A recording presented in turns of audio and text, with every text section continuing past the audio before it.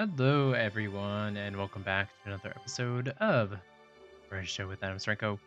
We are back with some more Black Myth Wukong, continuing Chapter 5, which we started yesterday. Yeah, we'll get on to it soon once the game loads. Last time we finished up Chapter 4, managed to defeat Yellow Loong finally after such a long time fighting him. Had to do a little bit of cheating. Well, not cheating, but a little bit of what one might call dishonorable fighting. Oh, why is it lagging? Come on, game. Do it.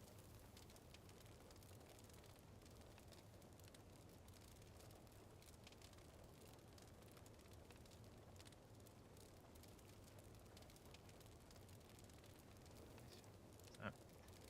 Maybe it's just OBS that's causing issues.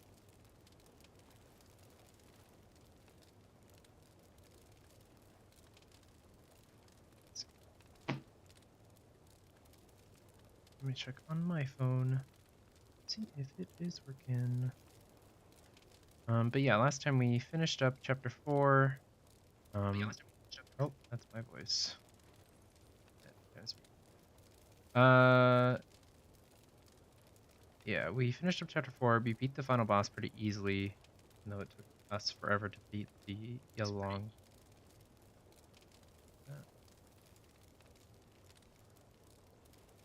Is this on?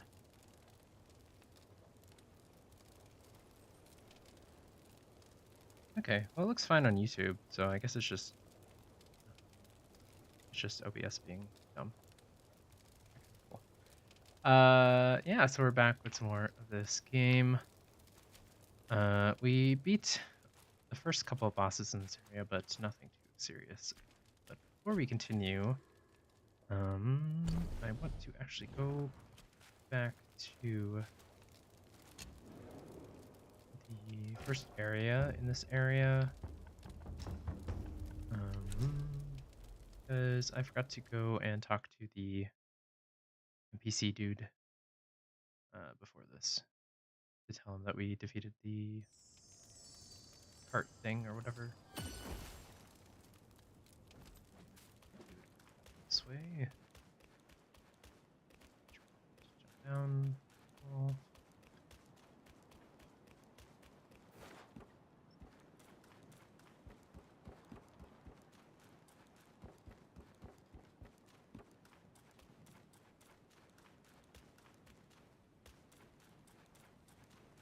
Hello, Mr. Pale Horse dude.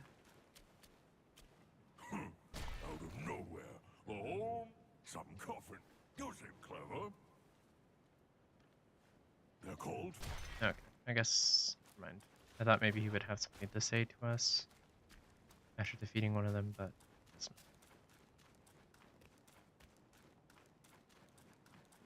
At least we can get some more of the thing I'm never going to use.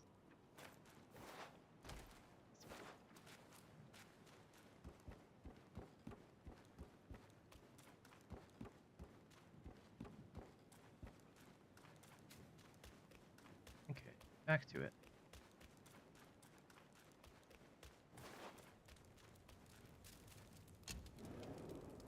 I like the use of the flame in on this thing. Really makes it stand out from everything else that's gray and kind of boring. But I guess that's kind of the idea.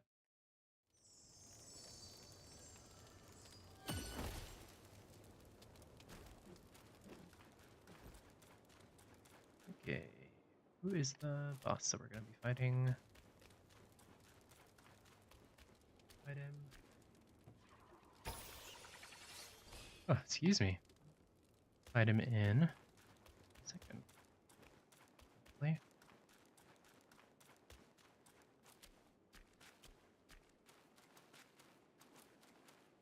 Come on. There we go. Father of Stones. Oh. Hello.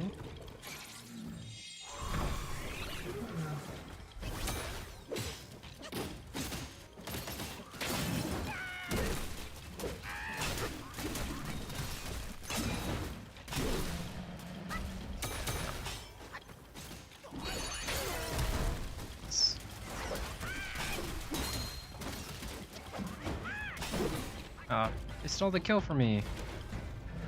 Oh well. Ow! Rude.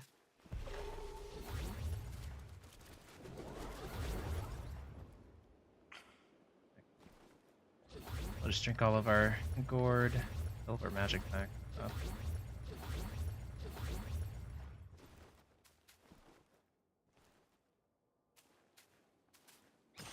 Yeah, the Pluck of Many makes this game really easy.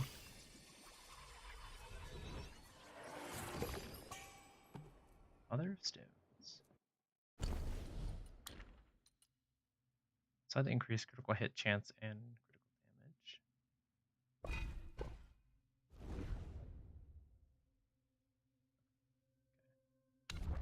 And we got a journal entry, of course. Oh yeah, I wanted to look up the journal entry for the other guy that we weren't able to read last time because it was glitched out. So let me see if I can find that. I believe it was actually one of the lesser rabbis. It was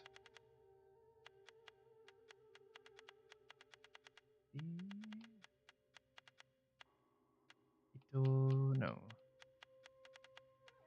Lava Bowl Revenant.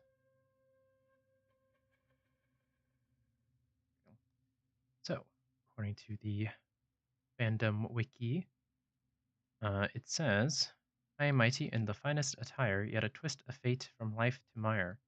The underworld trials are no mere lore, they know it all when they see your core. In the kingdom of pure joy, there dwelled a high official from a lineage of glory. His father, a beacon of honor and privilege, had passed recently. Not long after, the official himself met a sudden death. His soul. Wait, no, this is the wrong one. Dang it. This is the right one. Okay. Seems the wiki is wrong also. Lovable.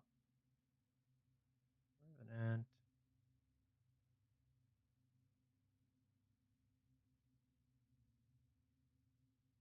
Description. It seems like it's not like a me thing. It seems like it's everyone has the issue of the lovable revenant.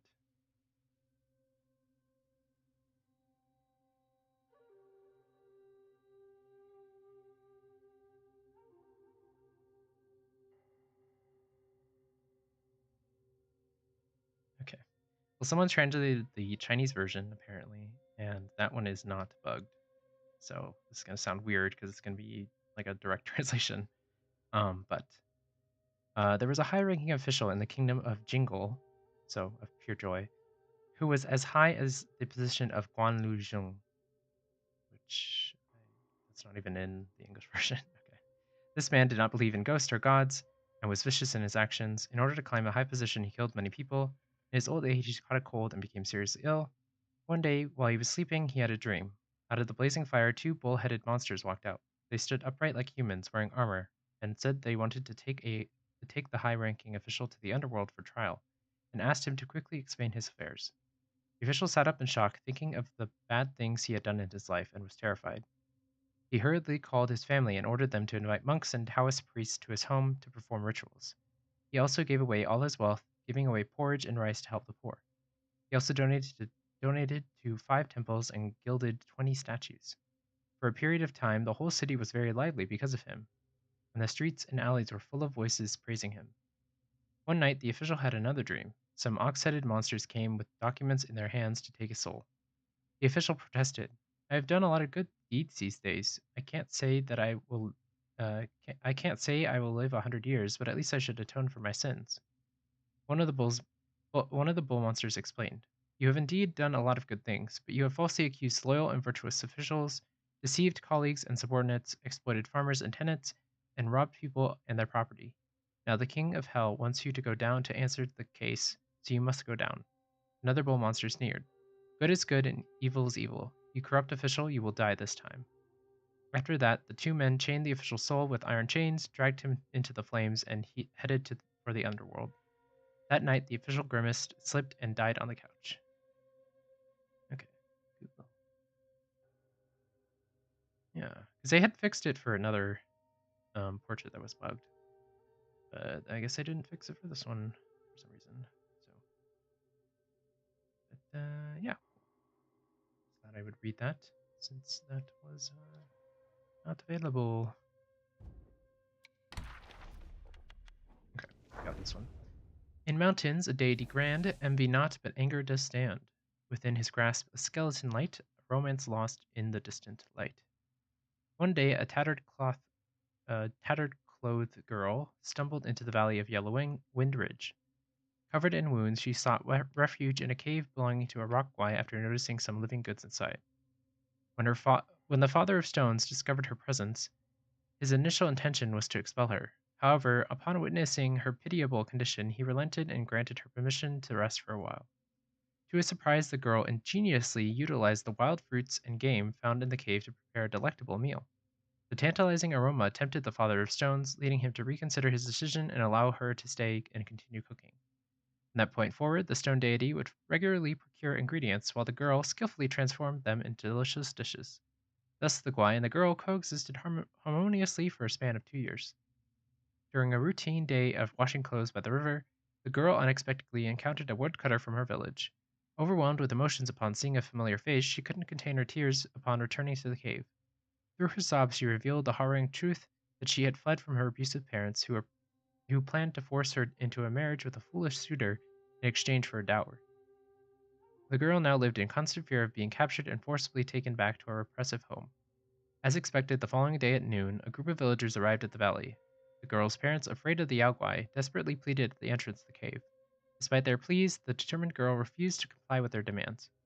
Frustrated and enraged, her parents retorted, cursing her.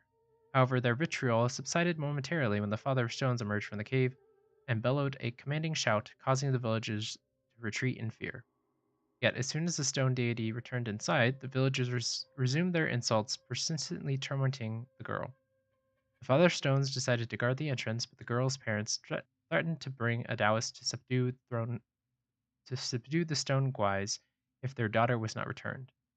Fearing that her presence would bring further trouble to the stone guys, the girl made the difficult decision to quietly leave the cave during the night. Tragically, she fell off a cliff and lost her life. The following day, the stone guys discovered her lifeless body already cold and devoid of any signs of life.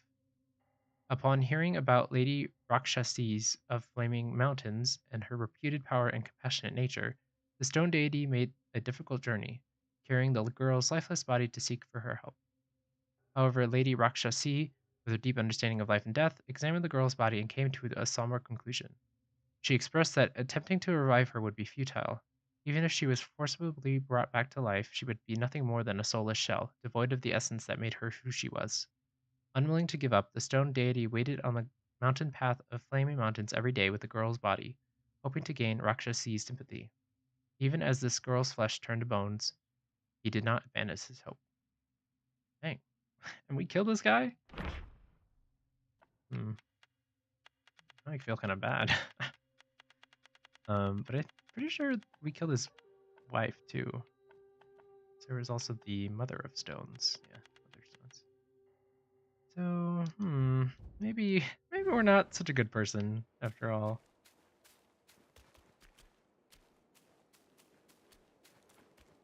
Okay. Now where are we? So it looks like that's probably the way forward. So let's go this way. Explore the other side of the valley.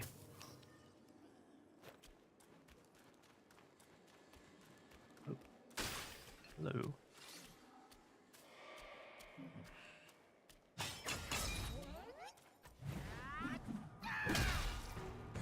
Oh, dang. Ow.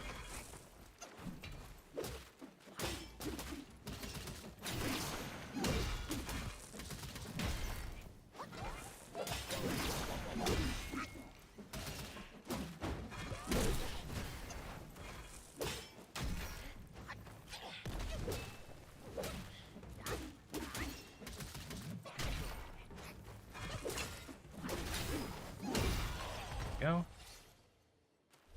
Oh, I guess we fought him before. I don't remember fighting that thing before. But sure. Ooh, nice. Let's see. Which one would that be?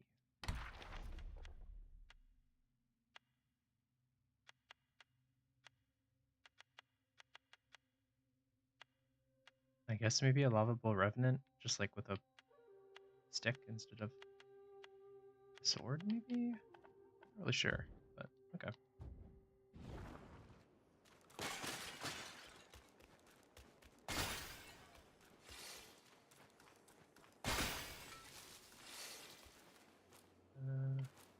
This way.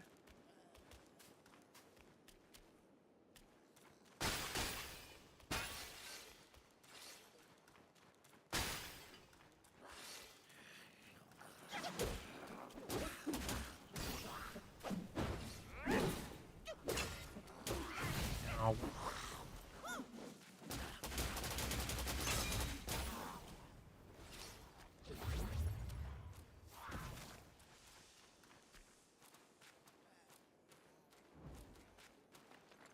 And of course it's a big one. Ow!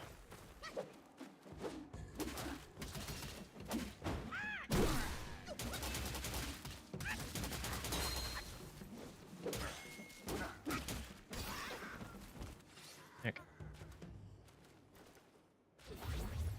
Heal up, and there's a lot of people, so let's just fix this.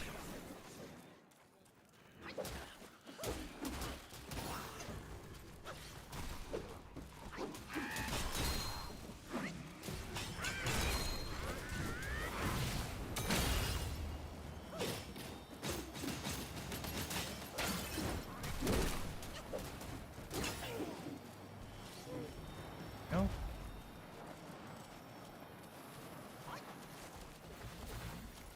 Oh, and because we rested.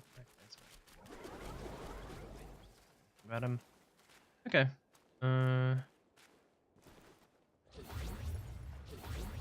Let's.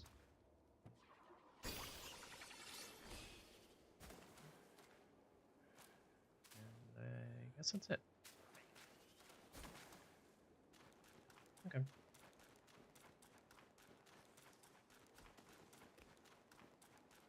For some reason I thought there was gonna be more. Oh, hello.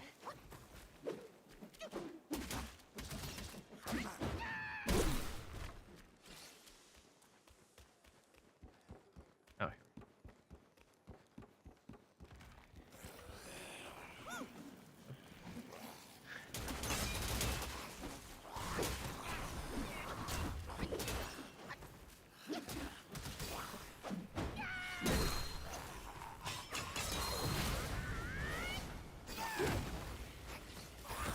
Ow.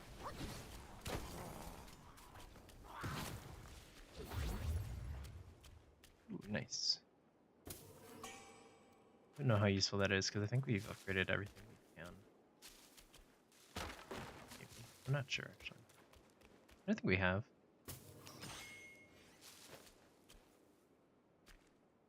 Okay. Now I think.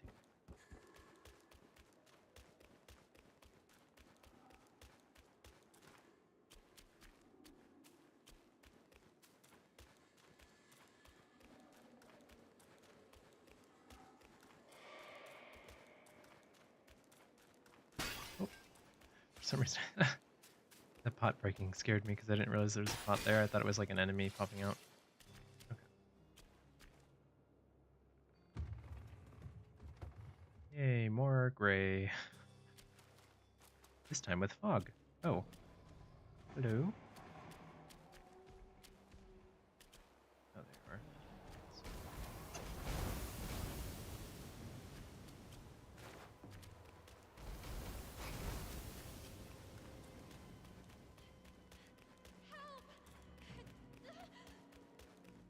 Hello?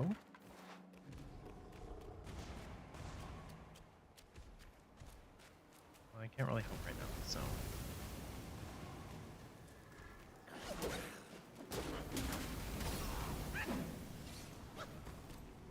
away before it explodes.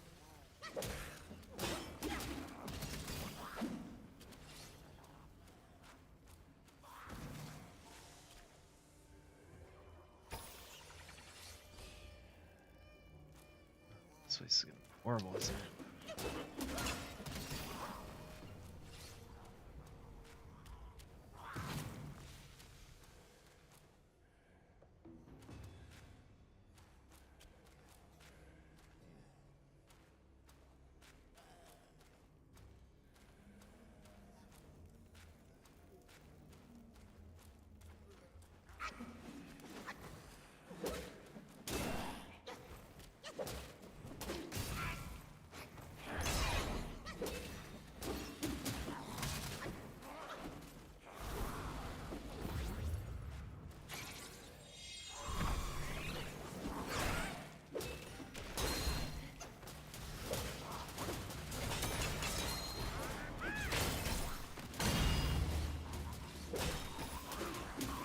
Ow.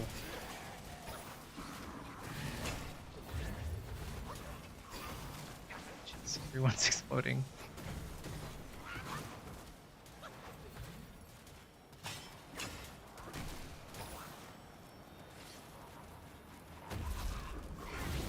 Okay. That everyone.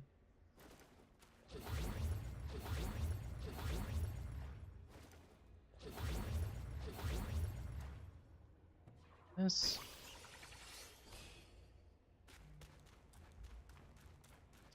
one.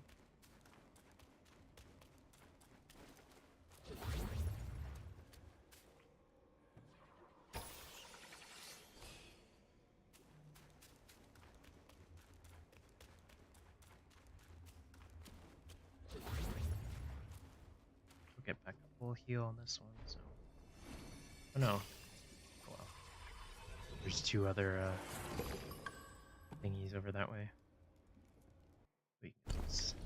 That was. Okay. Charface. Auto increases charging speed. Okay. Interesting.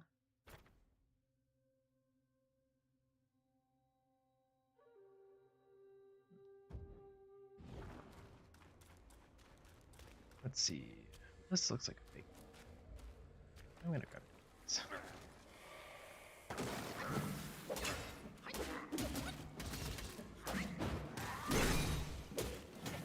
No.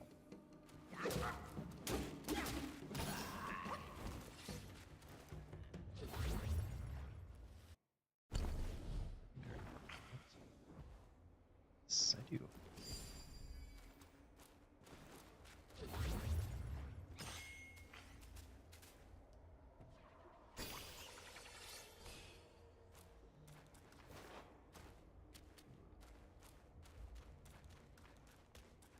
Okay, so I guess let's go. So that's that way. Let's go this way.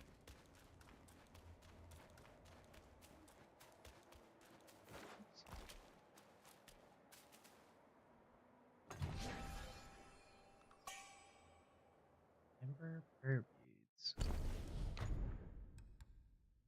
Probably increase the speed of building up focus points. Okay, sounds somewhat useful. I'll keep the slightly reduced cooldown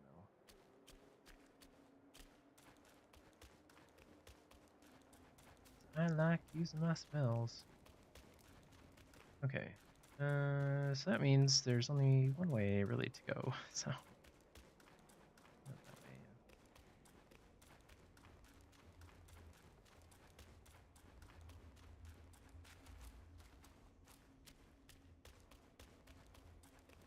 Hello.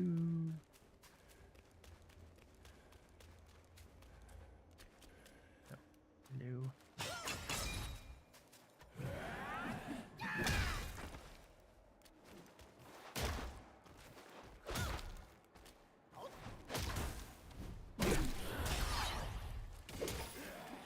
Nice. Yeah.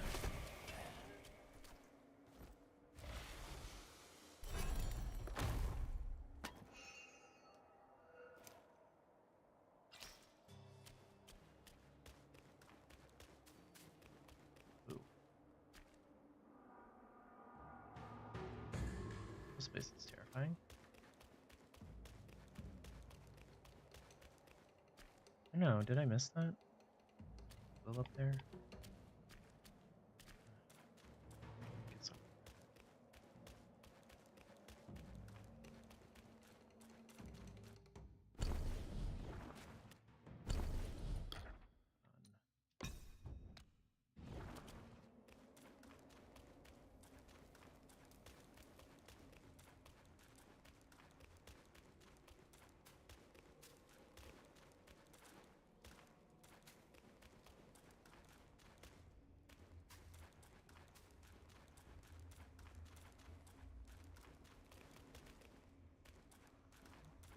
Oh, how I missed this.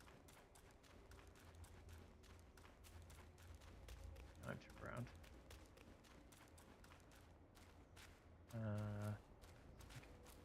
This way. There we go.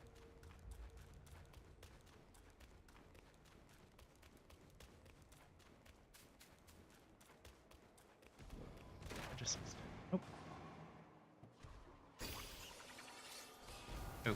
Okay. Well, not exactly what I was trying to do, but I guess it worked.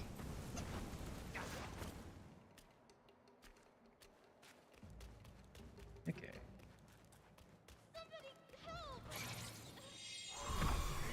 This guy's going. Hey, hello.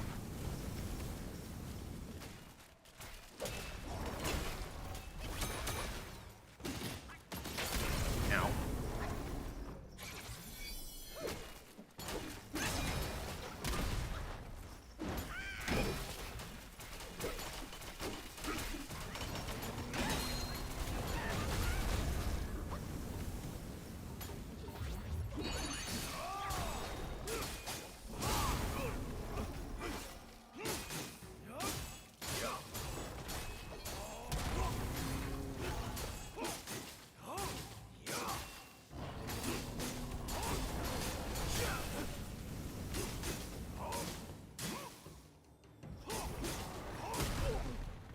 This guy's kind of hard to detect when he's gonna do his attacks. There we go.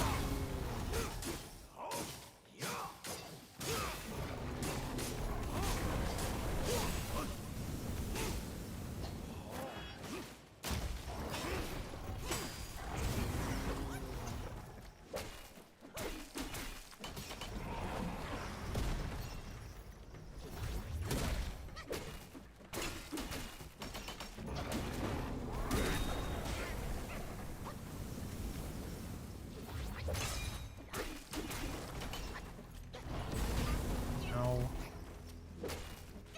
This guy sucks.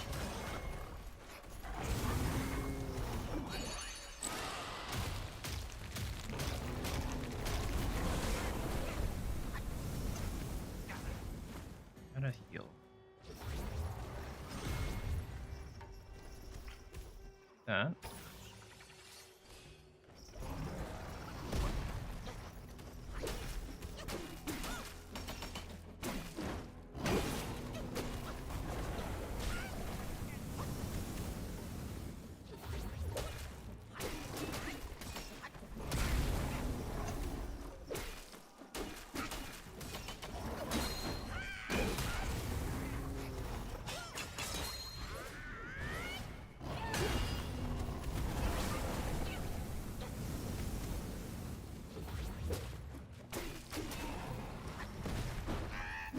There we go. Jeez.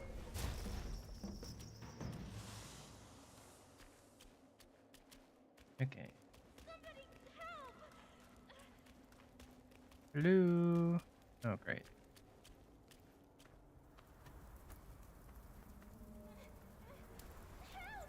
Help me, young master!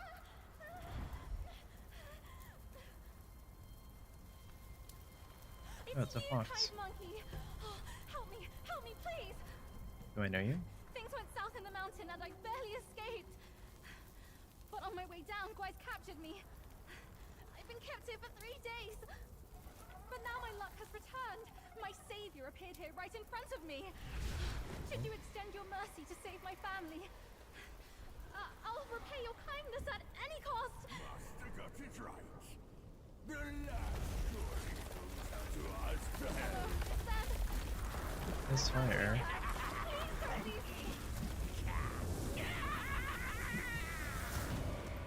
Yeah, great.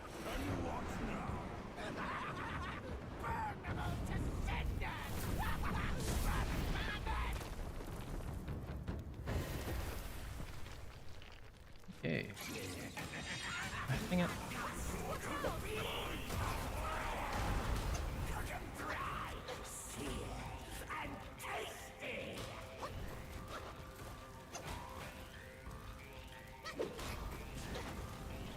I don't know how I'm supposed to hit the guy in the sky, but let's start by killing this guy. This guy's got so much health.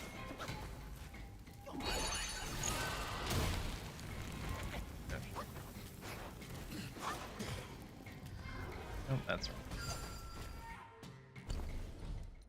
Okay, let's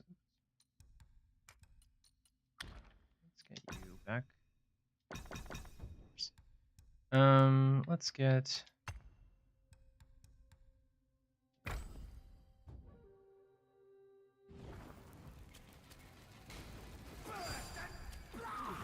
Okay, so I switch now? No, okay.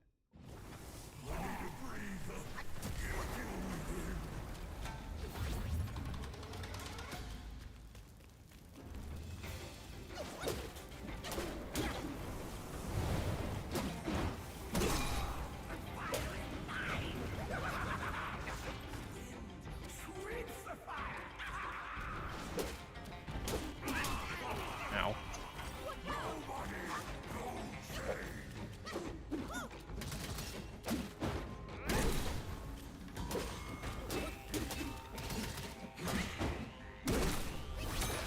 So I missed you. Ow. Okay, I see now why they gave us the option to get it to affect multiple enemies.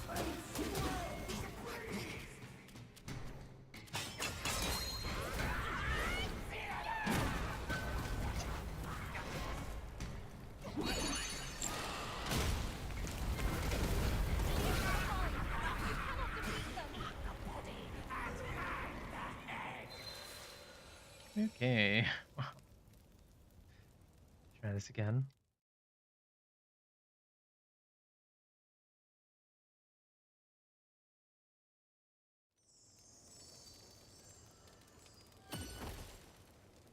But before we do that, let's change some stuff.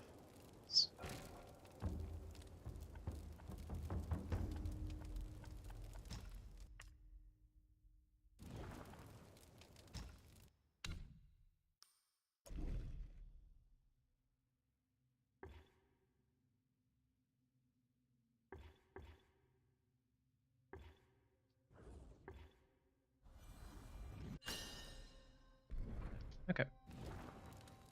And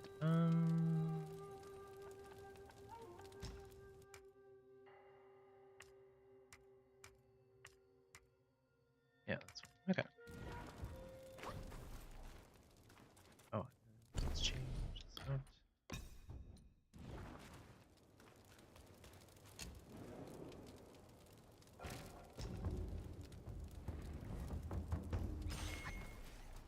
Okay.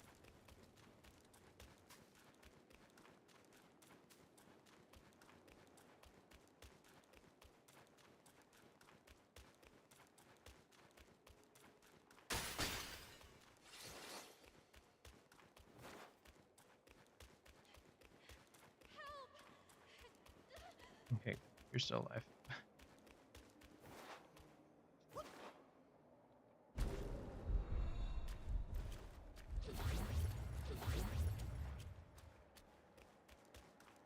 Somebody help!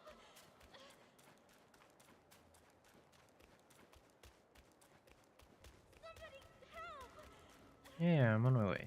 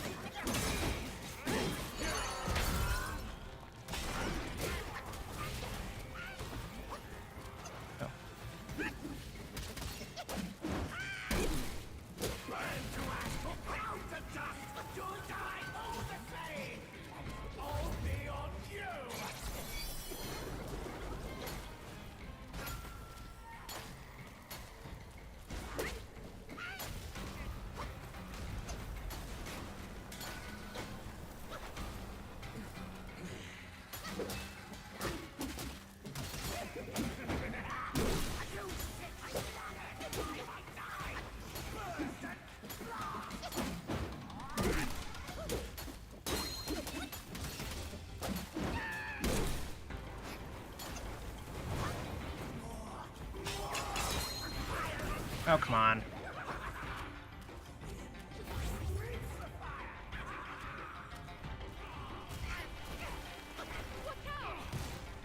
Come on, eat the stupid thing. There we go.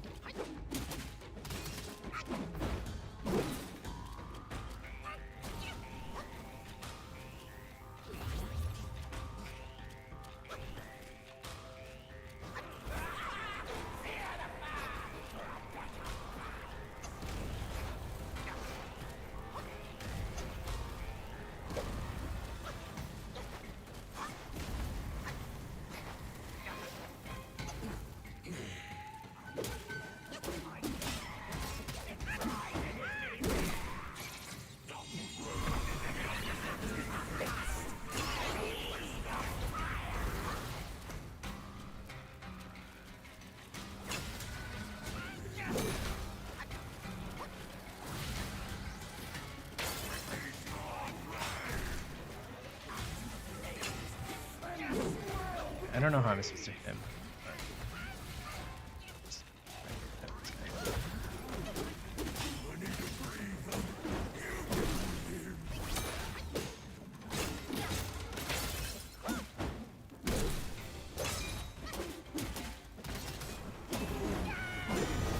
At least he's dead. Ow.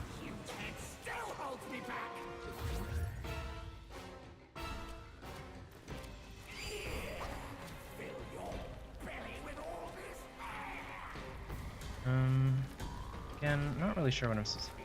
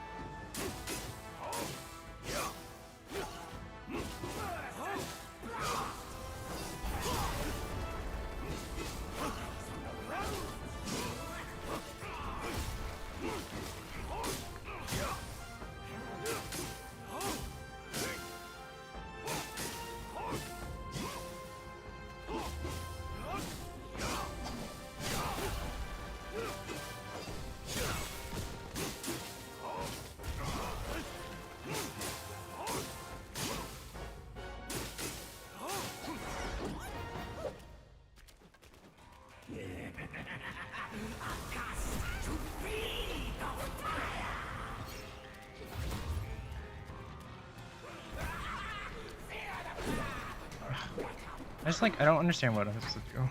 I don't have any ranged attacks.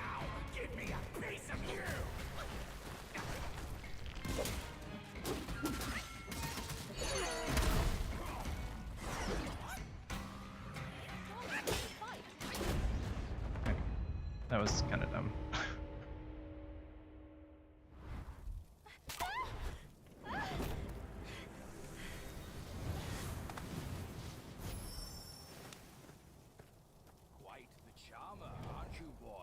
These eyes have seen prettier disguises. Yao Guai! Your true face, out with it! If a single lie slips, my rake shall strike true. That was so close. Thank you for saving me. I am the Bull King's daughter, Ping Ping. Nonsense! The bull has no daughter. Dare to fool me, scoundrel! I know who you are. My mother is Princess Fairfox. You killed her.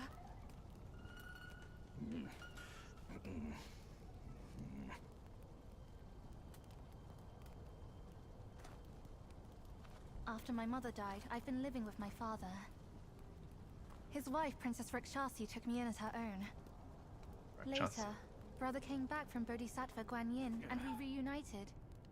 We had some peaceful days. My brother was kind to me and to our parents. But somehow, not long ago, he suddenly changed. He secretly summoned his old troops for a coup, imprisoned father, kept mother under strict watch. I had nowhere else to turn. I had to go for help. But barely after leaving the place, his minions fell upon me. The Bull King's might is known. Even together, Wukong and I couldn't rival him. Rakshasi's plantain fan is also formidable. And you want me to believe that they were subdued by a kid? Subdued by their son. Who else could make them put their guard down? Really, with soft hearts, they could never harm him. You idiot! This fox is fooling you! Look at this place. Only my brother's Samadhi fire could wreak such havoc. Oh no. My father is dying. Please, kind monkey, help me and my family.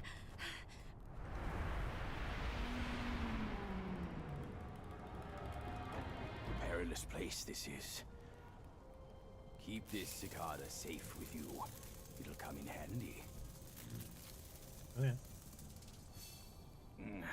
That's a voice I know well. I'll go ahead and take a look.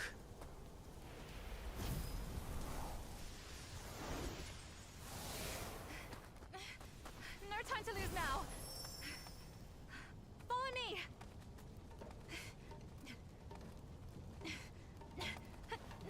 This way.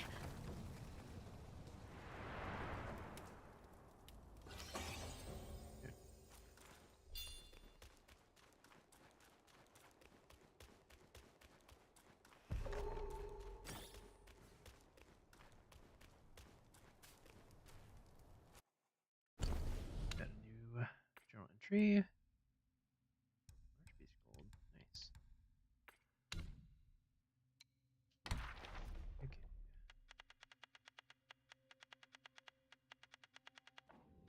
Quick as fire, fast as wind.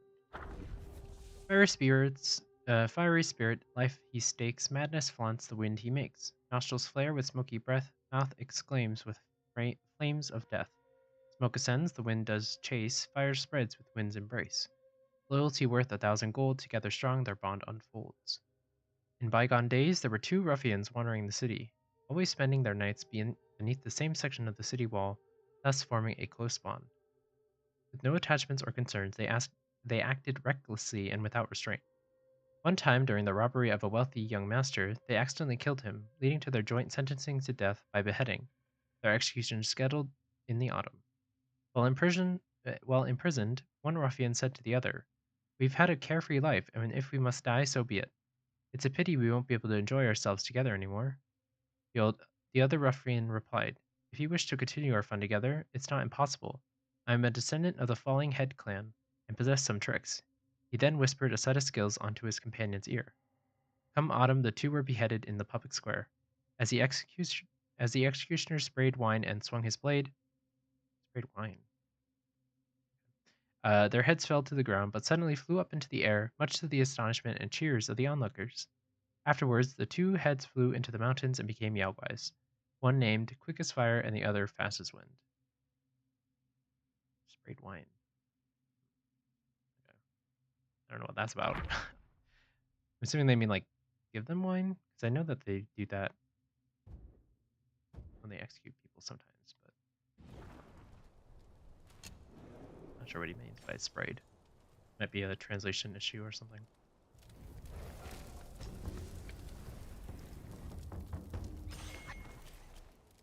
Okay.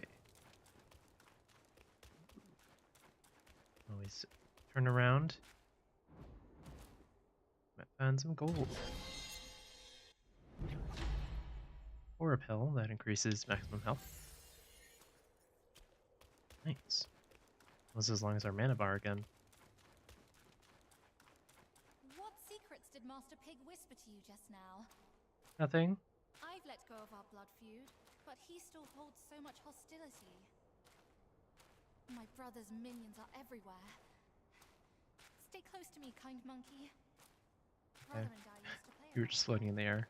The Valiant Six had their ways of amusing us. What fun we had together.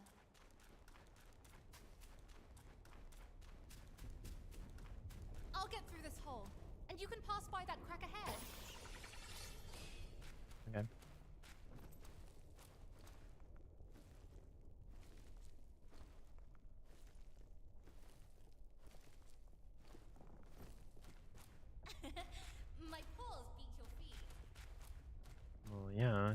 good start. This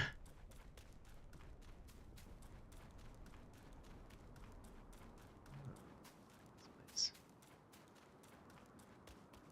Very gray, except for the lava pools everywhere. That's Father. He's right there.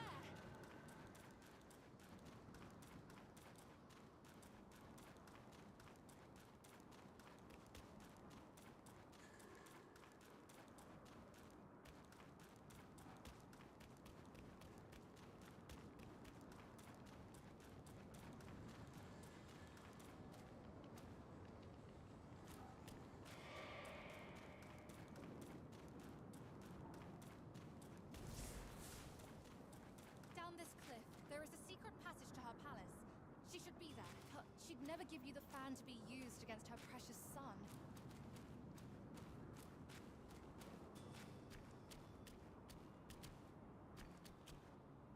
Going to jump?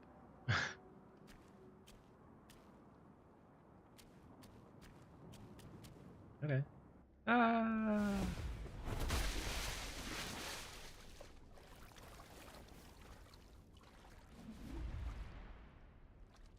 Got it! Quite nearby. There is a deity we can turn to. One said to be Mother's old friend. If we could persuade him to come along, maybe he could talk Mother into giving us the fan. I'll go find him. Be careful out here. There you are. Ah! It's one of those, rock flies, but magma fly, maybe? Searing fire.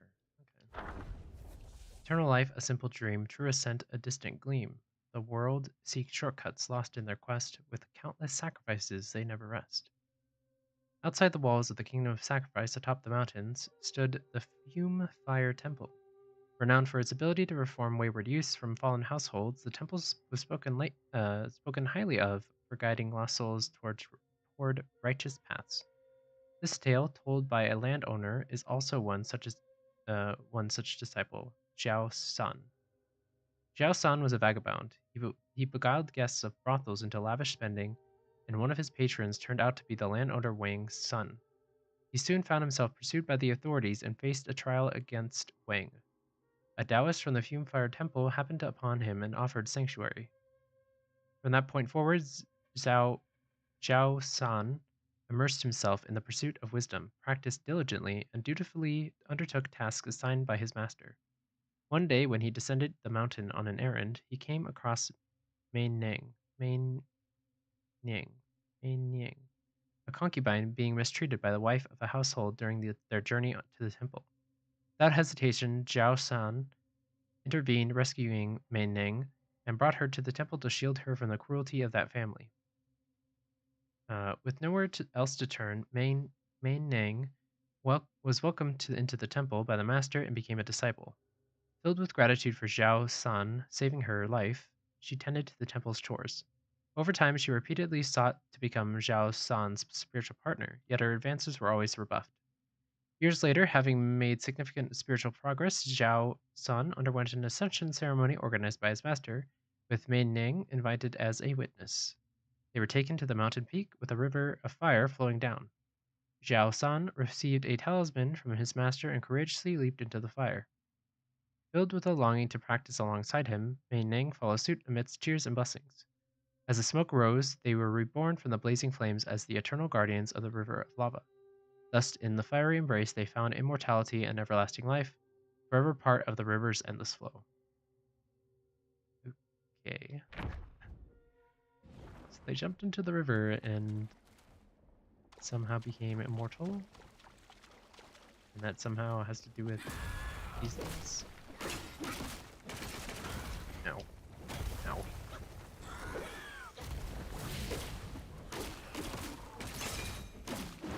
I really should make more of these things.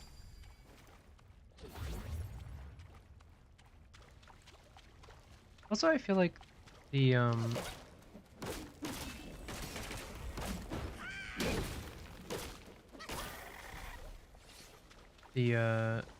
immobilize wasn't working against like multiple people, so I don't know if that's just maybe doing it right, or...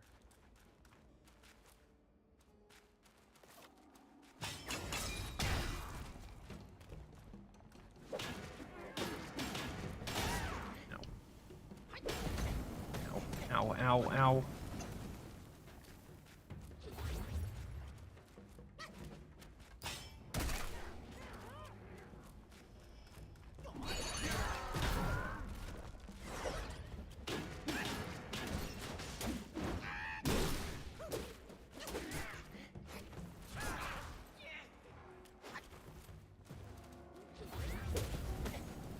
No, no, no, no, no, no, no. Stop it.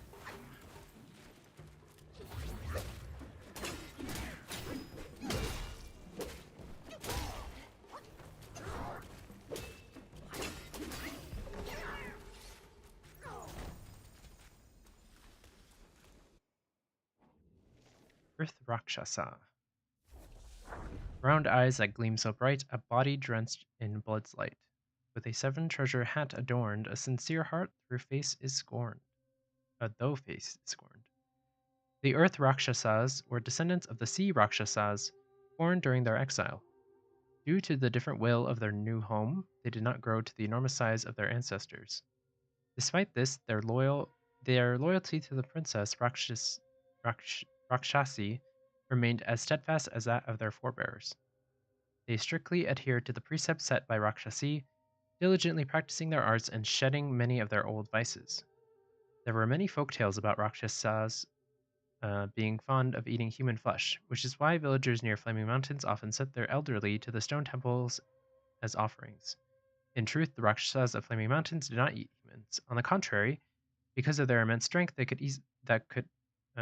because their immense strength could easily harm mortals, Rakshasi gave them specially crafted heavy shields and instructed them to focus more on defense than attack. However, if pushed to their limits, they would still unleash their fire-breathing abilities, as we saw. Even though the Earth Rakshasas had made many changes, people still screamed and fled in terror at the sight of their fearsome appearance. But from the perspective of the Earth Rakshasas, weren't those screaming mortals just as terrifying? I guess so. Did we meet the other Rakshasas? I feel like we did. There's Yakshas. Yakshas. I don't know. Rakshasas. I guess we... I don't remember. So, I do remember the name though, but I don't remember what it said about them. Unless that was the giant turtle thing that we wrote on in chapter 3.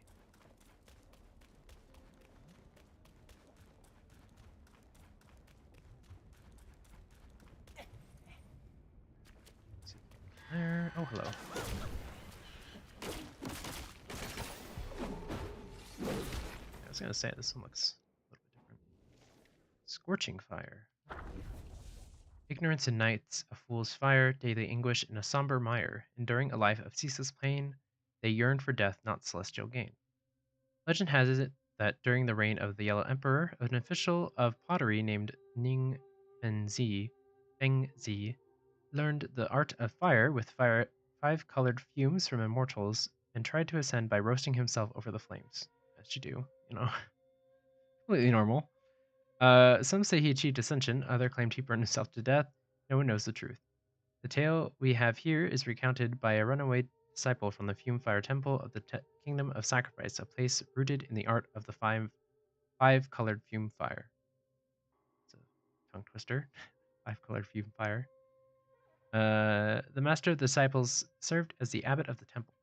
One day, the disciple accompanied his master for some liquor in the town. They came across a fugitive being pursued by officials. I think it must have been the fugitive from before. As the temple was short on help, and the fugitive was a wealthy one, they offered him shelter. Yeah, this man, Zhao San, was a mere wastrel who lured patrons of brothels into extravagant spending. The temple was already home to various robbers and bandits, and it proved to be a corrupting influence on Zhao San. In the company of fellow criminals every day, he soon became 10 times more villainous than before. That's not what we learned in the other story. One day, Zhao San set off to rob travelers to fund his own lavish lifestyle. He targeted a wealthy family returning from their monthly worship, and in an act driven by greed and lust, he abducted abducted the family's concubine Mei Ning. Okay, this is like completely opposite of the other story. Imprisoned within the temple walls, Mei Ning endured daily chores and beatings. Despite her deep resentment toward Jiao San, she was powerless against his violence. She could only grit her teeth and bide her time, hoping for an escape. Years later, a ceremony for ascension was announced in the temple. The disciple who tells the story was tasked with escorting Mei Ning to the event, held atop a high cliff overlooking a river of lava. Jiao San had already prepared to leap into the fire for ascension with a talisman from his master. He insisted Mei Ning accompany him. Amidst the frenzied cheers of the followers and terrified cries of Mei Ning, the disciple pushed the girl off the cliff as ordered. Charred in the river of lava, their bodies swelled grotesquely as the lava guided by the talisman seeped into their skulls. Oh. Their distorted new forms staggered up, writhing in agony, and ran towards the depths of the Black Mountains. Witnessing this horrifying transformation, the disciple renounced his belief in the temple's teaching, no matter how vehemently the master rationalized it as a transcendent metamorphosis. Okay, well that makes more sense. That makes more sense. I was like, they gained immortality? What?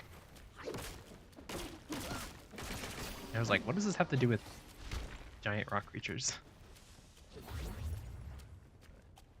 didn't know that that story was a lie.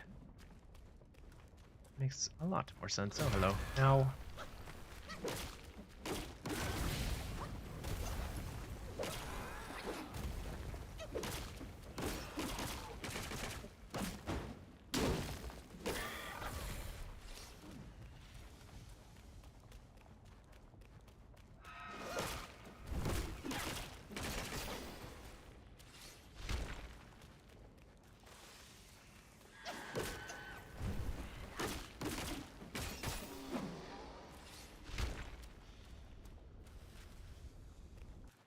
Seems like a lot of people jumped into the lava. These guys are annoying.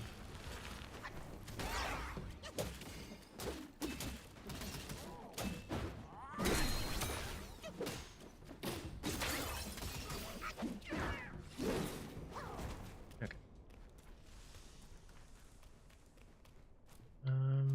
This way.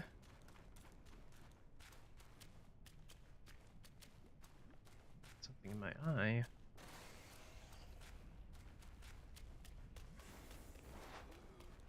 Look, monkey. No. This one is much weaker. Hello. Not no. Master. Monkey. Same thing. You fool! Master, monkey, they have nothing in common. Never mind. Monkey. Master. Both trouble. Ow.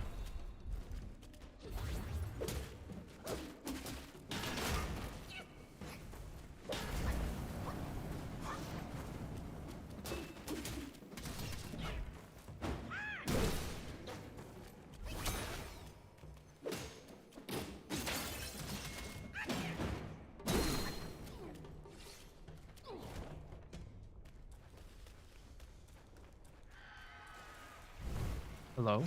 Oh, hello.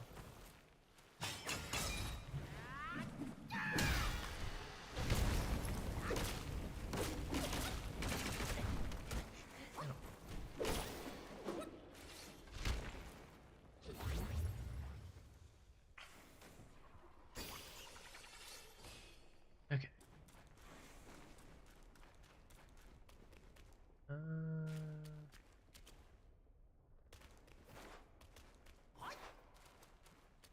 I'll go this way first. Oh, hello.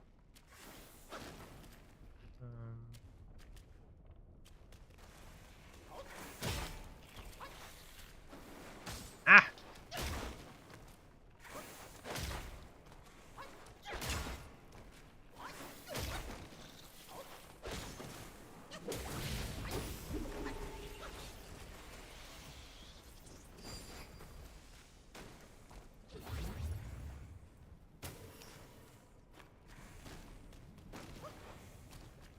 I guess I didn't have to kill that one.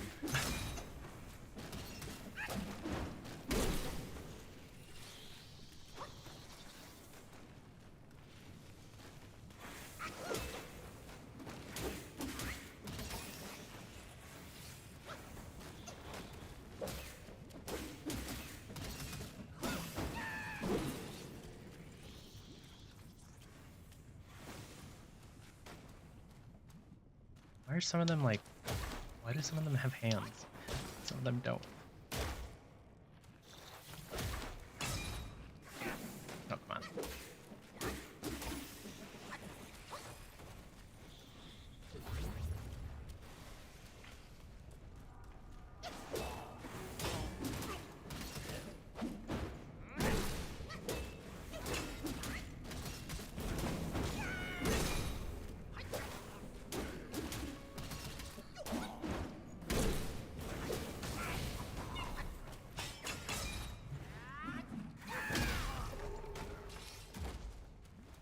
Some sort of devil guy. Come on.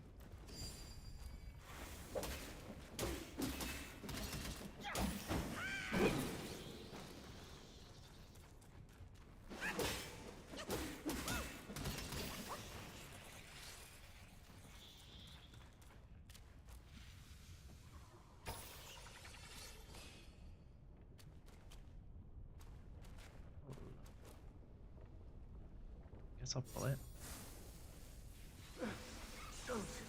Don't? Okay, well...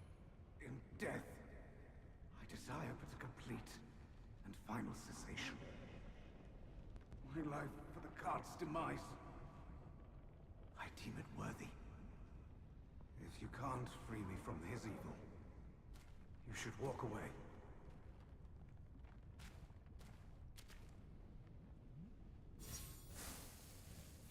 From death roots life, and from life, death. I should have discerned his malice.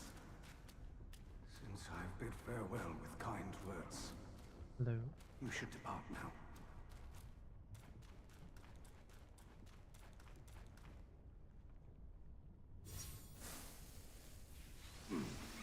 My body has been exploited. I beg you to leave my soul in peace. Go. Well, if you want me to leave... The whip now, and my soul shall scatter. I implore you to stop. Okay. I guess I'll stop? I don't know. I mean...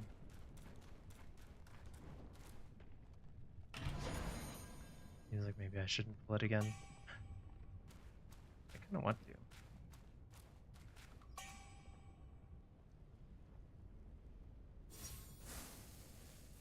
Life has been much.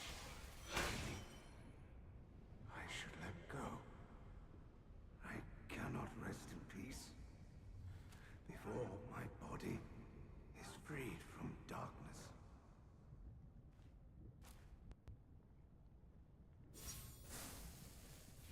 Life has been much. Okay.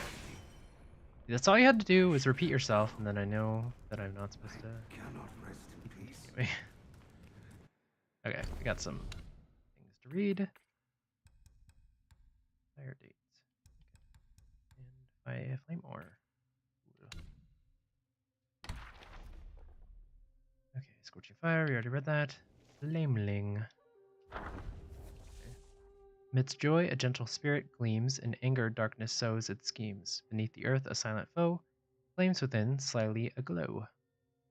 Ancient text speaks of flame ore bearing the resemblance to cinnabar ore, but being non-toxic and more potent for pill refinement.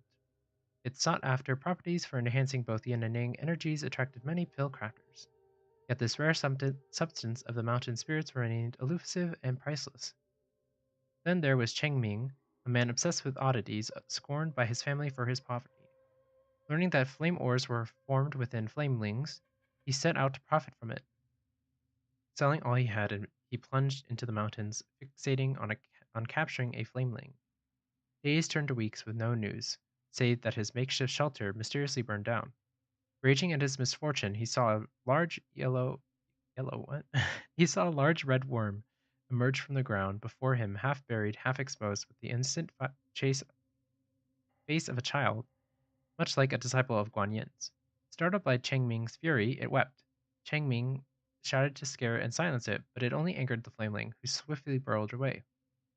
It was only then that Cheng Ming realized it was a flameling. He leaped about, hoping to lure it out again. Finally, the Guai, annoyed perhaps, burrowed out and struck him with a fireball. The clothes and skins of Cheng Ming caught on fire, and he rolled on the ground in pain and despair. He broke down in tears, realizing that he couldn't seize the flame orb by himself. Then, amused and curious, the flameling drew near him. For this one time, Cheng Ming chose to be brutal and resolute. He smashed its head with a rock until it was completely shattered. Okay, that escalated quickly. Cheng Ming continued this merciless act and harvested plenty of flame ores, but he kept his methods a secret. His growing sales of the ores eventually earned him a fame as a renowned medicine gatherer far and wide.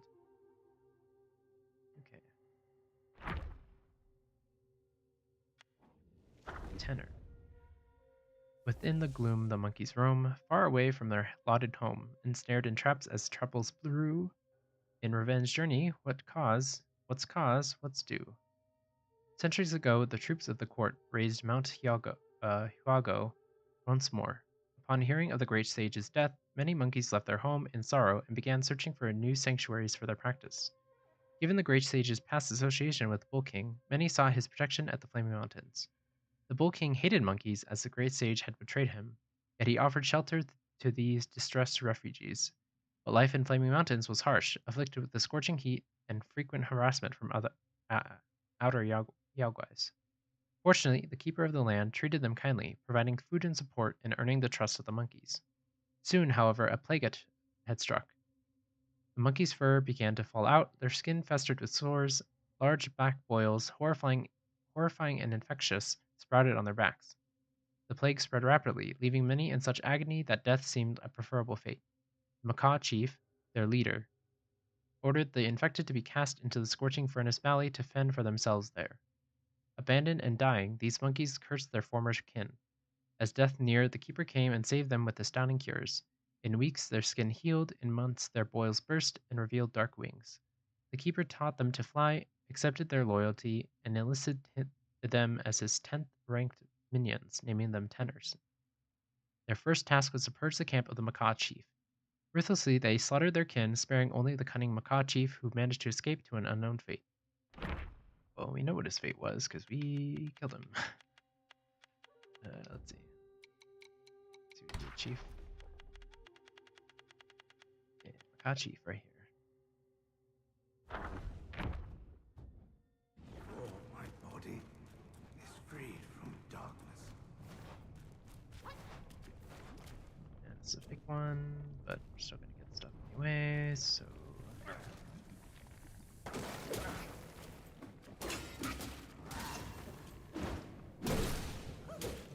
Ow.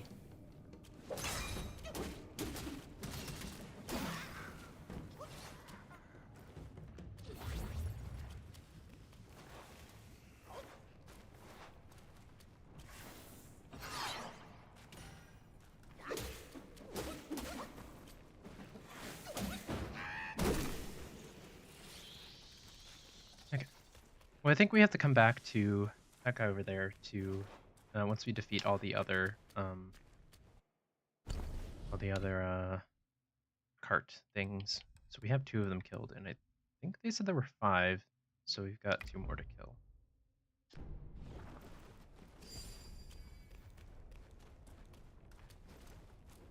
Probably gonna die because I'm out of healing. That's fine. Far.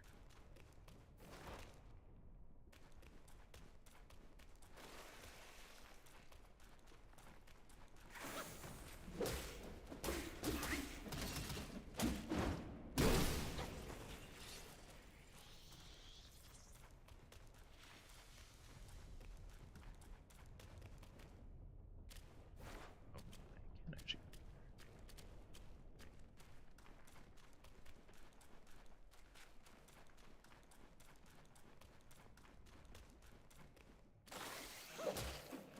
I figured there'd be something.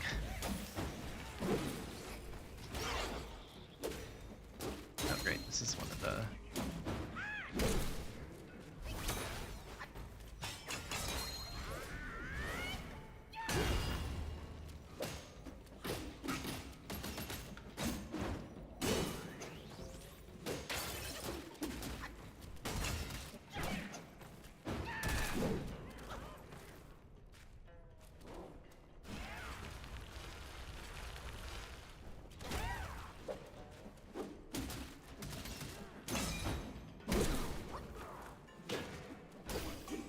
go.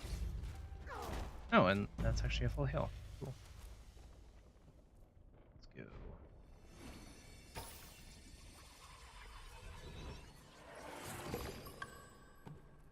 Perfect.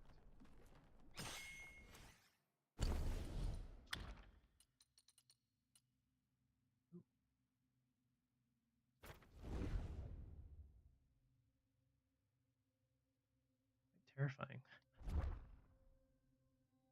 Matter increases damage reduction for short duration after being hit. Okay, that sounds pretty useful.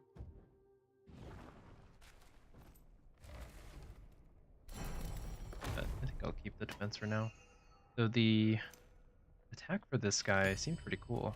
Ooh, nice. I'm going to save those until we get further along, because I don't know how much we're going to get in terms of celestial weapons. So we can't upgrade the armor that we're wearing right now to the max level. Don't know if we have enough material. Oh, hello.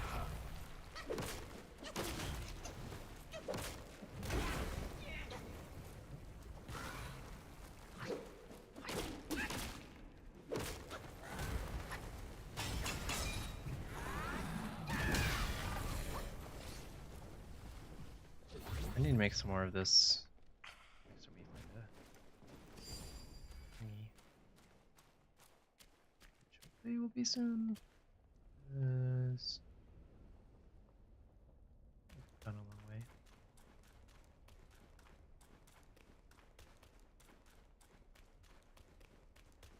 Alright. Let's take boss fight.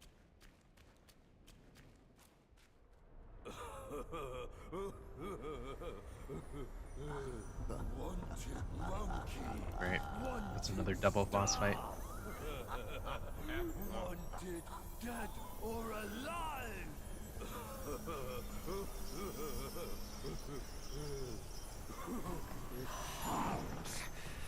Intruders to the Princess Palace face.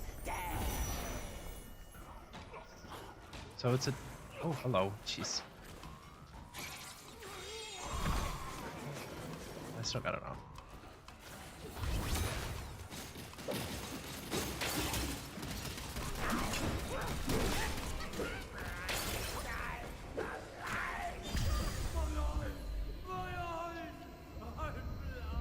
Oh, there he is. Okay, I was like, where's the other guy? Monkey! Monkey! Where is he? My eyes are on him! Stop back, monster! Please. 1, 2, Oh, wow. 3, 4, 5. Beat it! Die!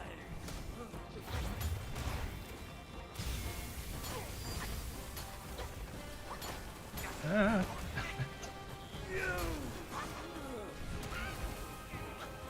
Transform.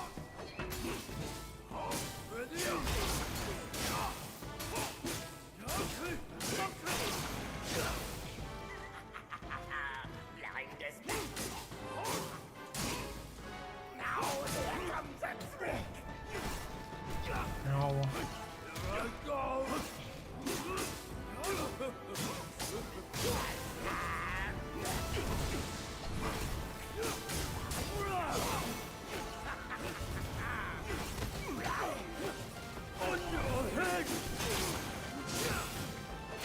Do this.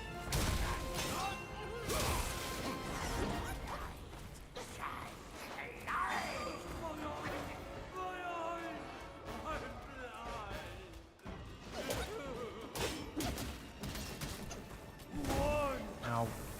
Okay. Yeah, please. Please. Ah, great. Oops.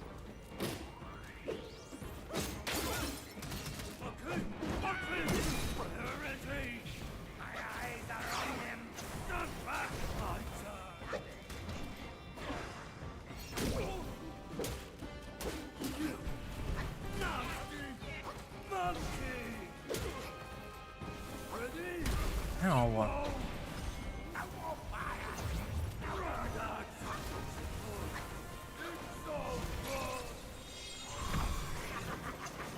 Okay.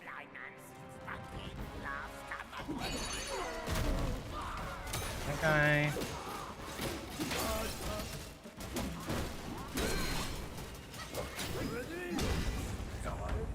Easy.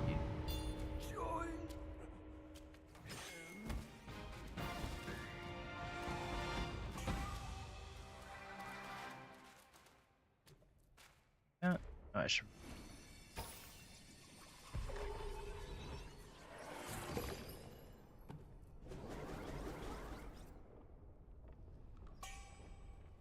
Misty cloud, cloudy mist. How does this one work? Increase cost of cloudy step. Okay.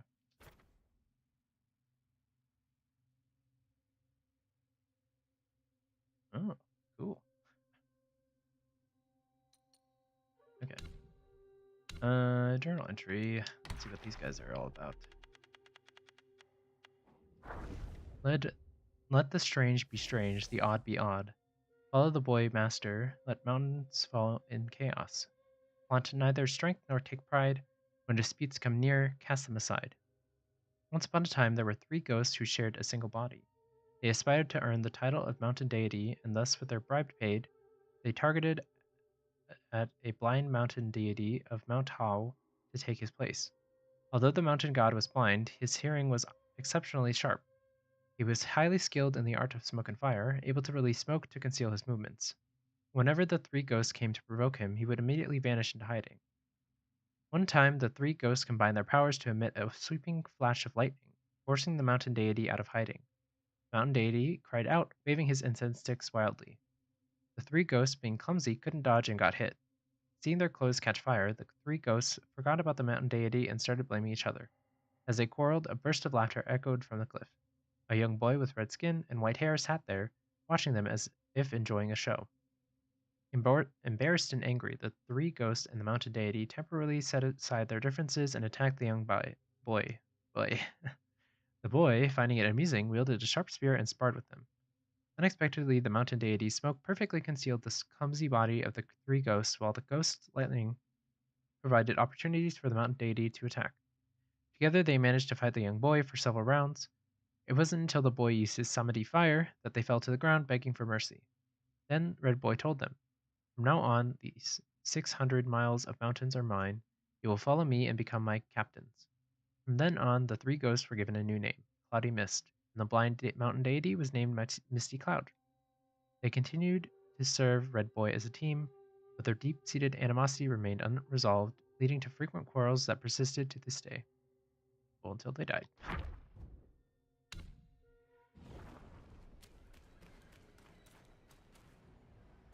Okay, where to go? This up.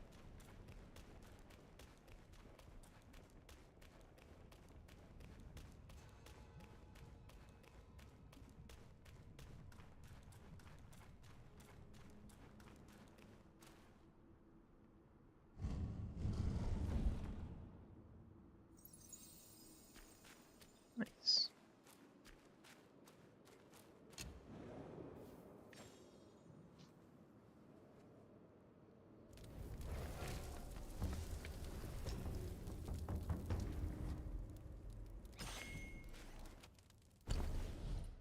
I guess we'll keep that. Oh yeah, it's like trying to think. I was like, there's something I wanted to do, but I wasn't sure what it was. Let's make some more medicine. Um, this one.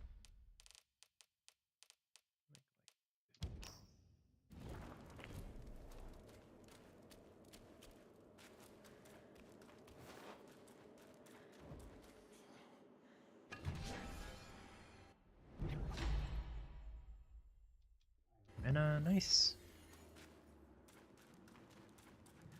And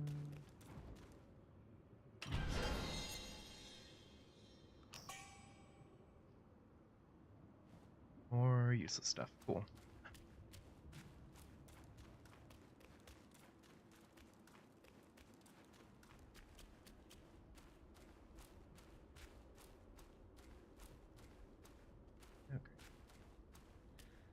Hello.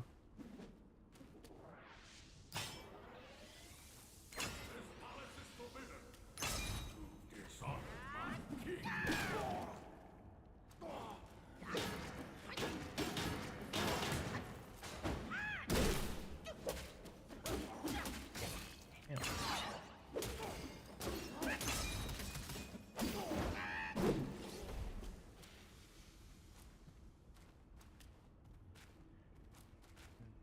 I thought there was another one, but I guess he left. All die to keep our lady safe. Hello?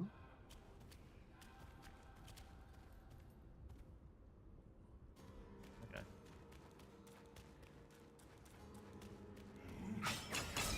Freak is this? Yeah.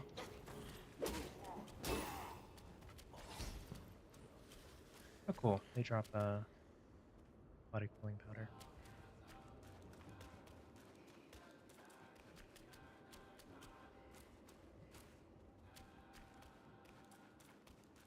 Seems like there's some secret stuff. These. Test your muscles with me.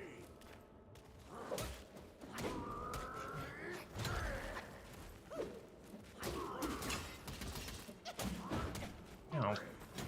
Ow. Oh.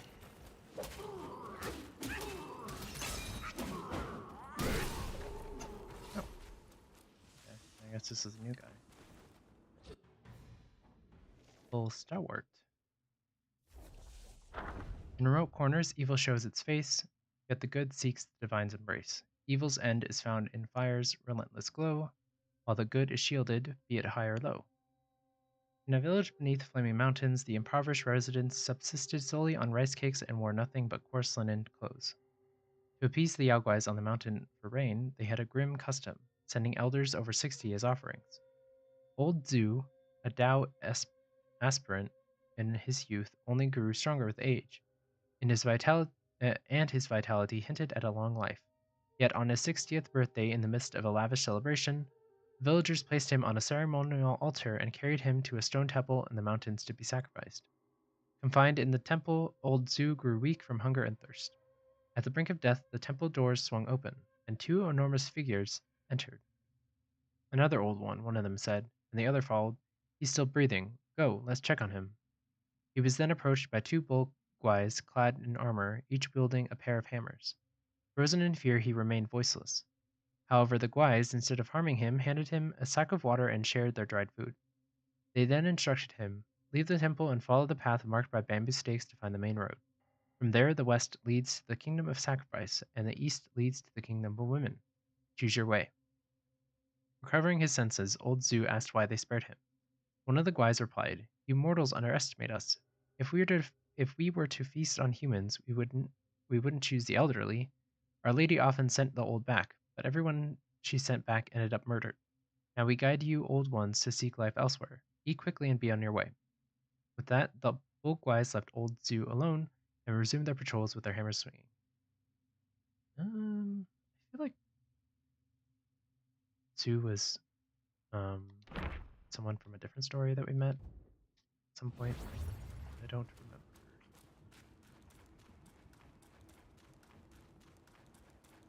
Hello.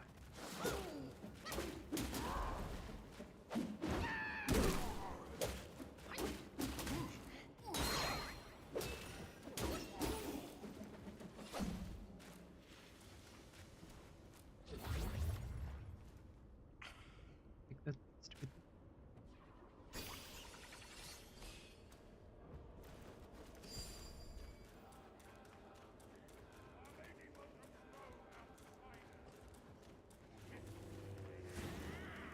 Ah! Damn it.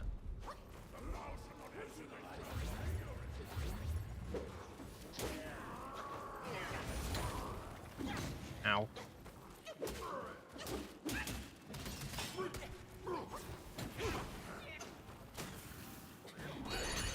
Oh, come on.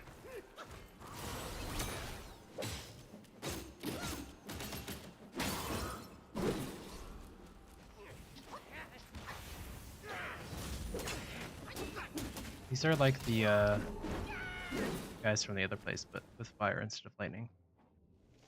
Flame Rhino Master. Towering horn, a crown so rare, in symbol guard a presence fair. To the kind man it shows its thanks, wishing him joy in life's ranks. In the ancient kingdom of Davarati, rhinoceroses were widely raised and adored. Once during a rhino hunt, the king shot a pregnant female. As she lay dying, she birthed a calf. Amused, the king took the young rhino back to the royal gardens. Haunted by its mother's death, the rhino feared the palace folk. At the mere sight of them, it would flee in terror, prompting the courtiers to chase it for sport, whip in hand. It wasn't until its horns grew sharp enough that the rhino found its chance to avenge its mother. It gored a courtier during his chase. The king, enraged, called for a butcher to slay the beast. But the butcher, moved by pity, speared dog blood on the rhino to feign its death and smuggled it out of the palace. Kept it hidden among his own rhinos. He nurtured it with prized wheat and lived with it for years. One night, the butcher dreamt of the rhino speaking. I was destined to transcend my form and become a Yaoguai in this life, but your kindness calls for a reward, and I am willing to sacrifice this future to repay you. Tomorrow is when your life will end, and all my years left I will give you. My horn will be left at your table. When you pass, have your wife burn it. If it burns completely, you shall live again. The next day, the butcher found the horn, but no sign of the rhino. He took his wife. He told his wife what to do, and soon breathed his last. Following his instructions, his wife burned the horn for 49 days and nights. Astonishingly, the butcher was resurrected, yet he was different. He had grown a long rhino horn, his skin had turned blue. Years later, still youthful after his wife has passed, he became a disciple of Princess Rakshasi and was revered as the Rhino Master. Okay.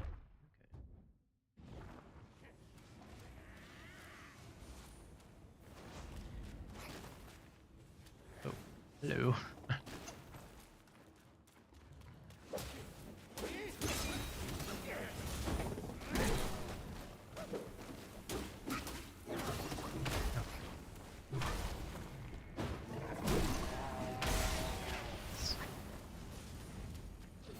I thought you were my friend! I think this is a different one. Ow. Okay, calm down.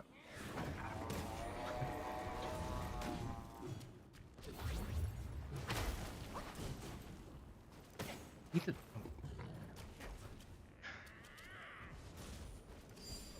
I don't know why sometimes like the button prompt doesn't work.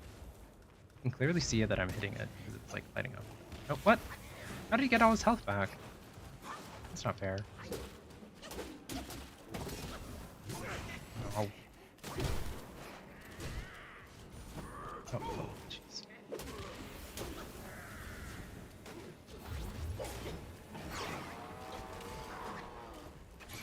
Do this.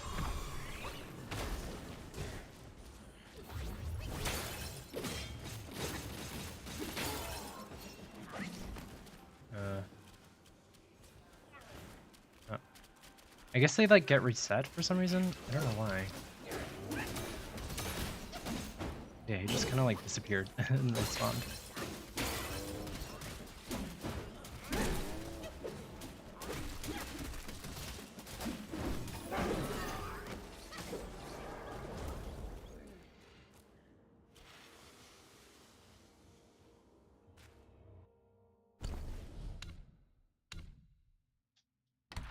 Okay. Bull Governor. The old bull's halberd-tipped gleams, karmic flames scorched his shoulders' seams, guiding souls through life's end, toils endlessly in the mortal land. In bygone days, a young boy hid in a neighbor's storeroom to play with fire. Accidentally, he ignited the items inside. Fearing punishment, he attempted to extinguish the flames himself, but they grew quickly out of control.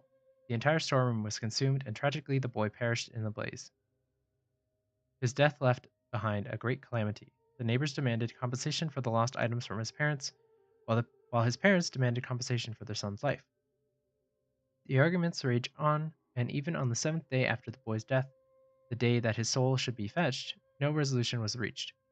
With the ritual at the funeral disrupted, and a bullhead and a horse face, the soul fetchers refused to escort his soul. Refused to escort his soul. Seeing his subordinate's reluctance, the bull governor decided to escort the boy himself. As they approached the boy's home, they heard the sounds of his parents quarreling with the neighbors. Entering the courtyard, they saw the boy's parents accusing, "Our son died in your storeroom. Who knows if he stumbled upon some illicit activity and was silenced?" The neighbors retorted, "Our storeroom held valuable items. Your son must have had thieving intentions causing the fire. He must compensate us." Their heated dispute eventually became ended. Uh, their heated dispute eventually became ended up. Okay, so it wasn't.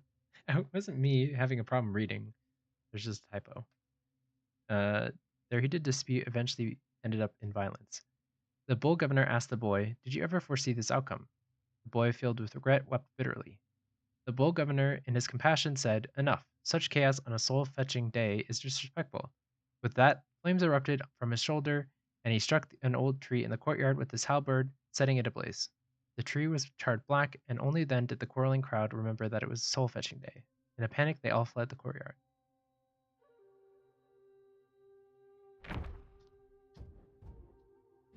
I know I have trouble reading, but like, that was definitely typing. Okay, hello.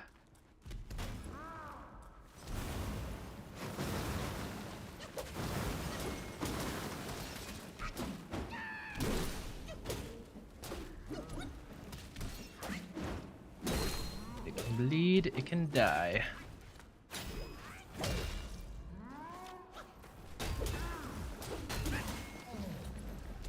Oh, I'm still taking damage.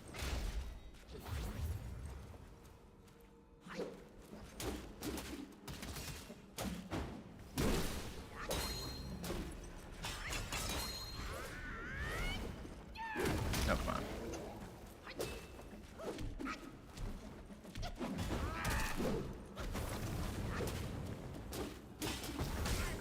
No. Please.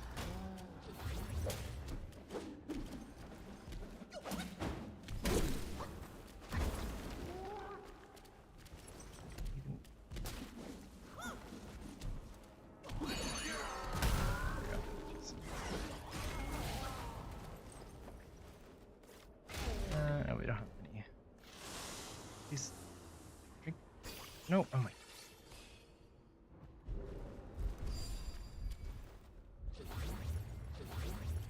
Okay. We got sea Rakshasas. Okay. That was like, I don't remember seeing these guys, but. My land is harsh and my look stern, yet at their scorn I never turn. True valor looks not on skin, I should have known who is my kin. Lore tells of the great kingdom of Rakshasa beyond the western seas, where the sea Rakshasas call home. Renowned for their peculiar features, they differed starkly from those on land. One year, sea Yaguais were reported troubling a temple by the sea. The princess of the kingdom was tasked with the expulsion of Yaguais, a devout practitioner of Buddhism with formidable powers. She dismissed her entourage and resolved to confront the Yaguais alone. As she recited scriptures loudly in the temple that night, she saw several towering figures kneel at the door. Grotesque in form, lumpy heads, twisted mouths, three-holed noses, and eyes upon their foreheads. Startled by their hideousness, the princess fell to the ground in fright. The figures, too, pointed at her face, screaming in terror, and hastily fled. Intrigued by their unexpected reaction, she called out to them. The fear that drove them to run was quenched only after the princess resumed her chanting. They cautiously returned and conversed with her, after which she learned that they were the sea Rakshasas seeking spiritual practice. The princess welcomed them in. To avoid alarming the people, she fashioned golden gem-studded masks for them. Soon the Rakshasa king granted them massive shields and appointed them as the royal guards of the princess. Hundreds of years later, after the kingdom of Rakshasa fell, the sea Rakshasas escorted the princess eastward to the Flaming Mountains. Faced with hardships, they learned to consume fire to better protect their princess, which turned their blue skin crimson.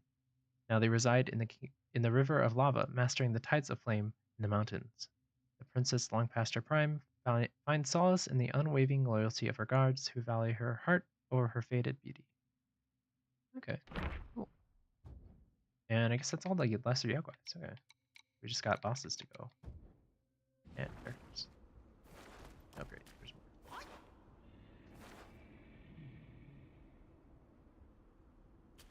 Well, let's go.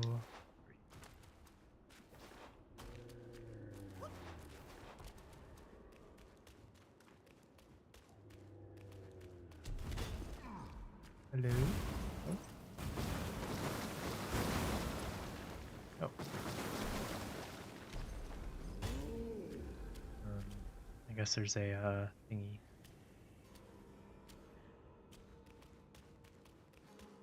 Embracing the palace, so pay with your life.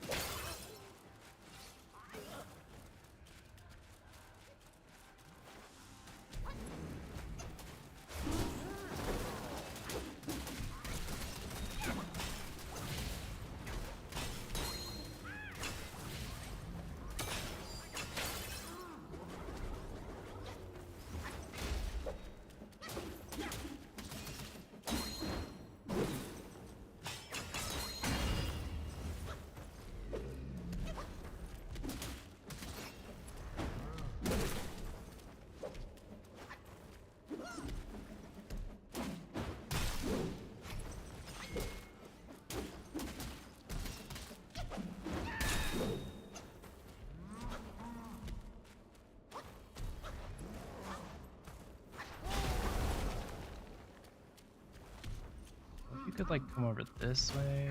Oh, hello.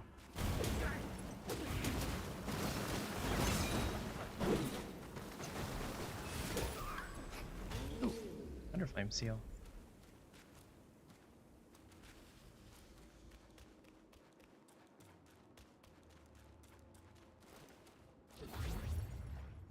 Yes.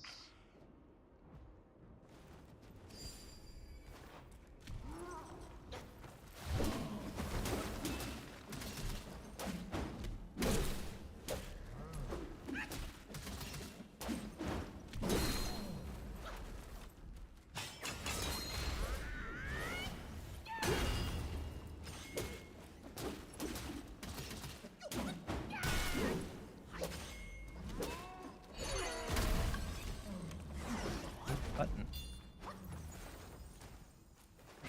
So it was worth it killing him.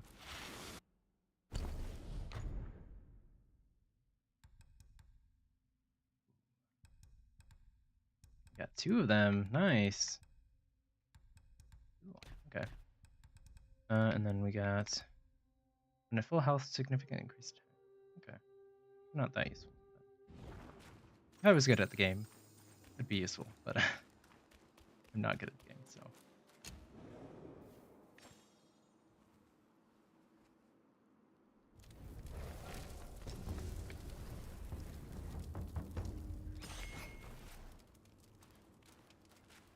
Okay. Let's go this way. Oh. Hello. Keep this cicada safe with you. It'll come in handy. Enough about your brother. If you care for him so much, why not go back to him and give me some peace? If you don't ask, Mother, then I implore you to lend me your plant and fan to save Father. Save him, or this mountain from its doom. Both are beyond this fan.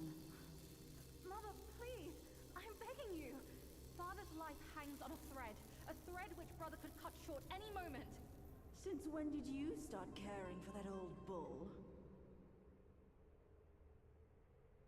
Do you not think you can hide your secret wish from me? You wish you could rule this mountain with your brother once we are finished. That is not true, Mother. If that were my wish, why would I bring this master here to help? Words from cunning foxes. You just want to trade my fan for a smile on your brother's face. I owe my life to Father, and to your kindness for taking me in. Brother was good to me, but I would never betray my parents for him. Say no more of the fan. We raised the boy. Guess this is what we deserve.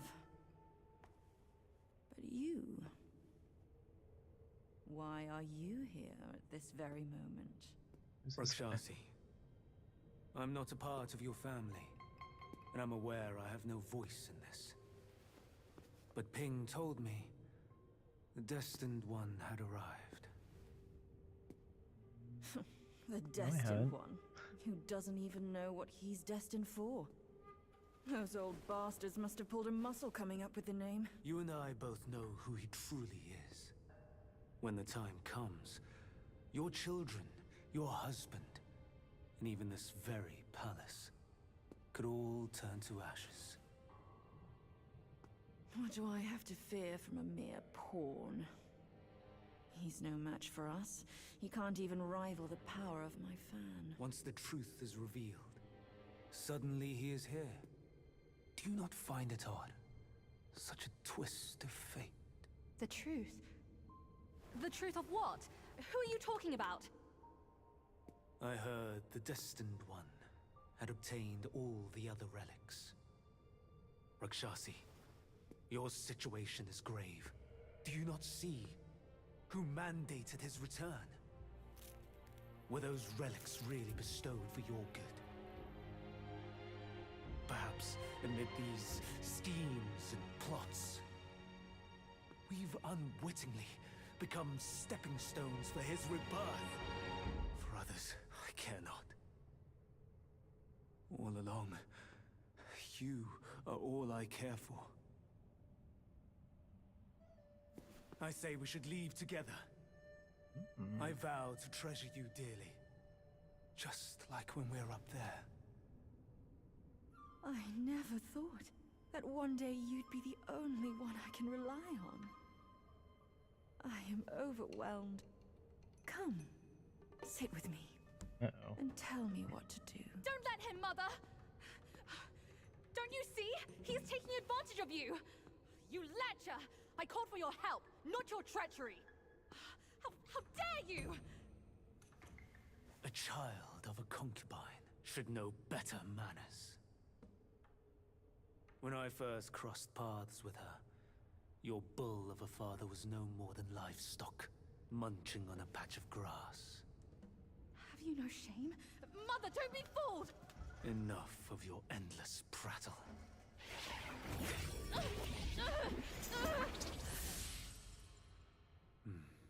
Now, that's better. Rakshasi, have we not been this close since our time in Tushita Palace?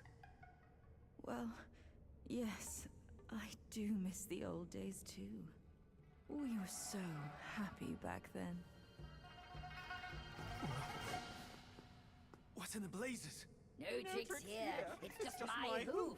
You deserve to know before we kiss. You will live to repent this! Filthy lowlife! You dare take her form and beguile me! My old friend, wasn't it fun? Oh, okay. Have we not been this close since our carnage in the fox den? You abhorrent fraud!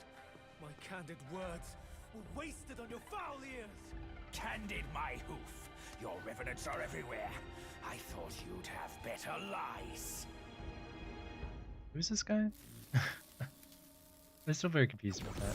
Quick on your heels, huh? Well then, boy, let us teach this brazen adulterer a lesson. Vile beast! Your savagery knows no cure! For Flaming Mountains. But you will behave once my sourceless water from Tushita drops.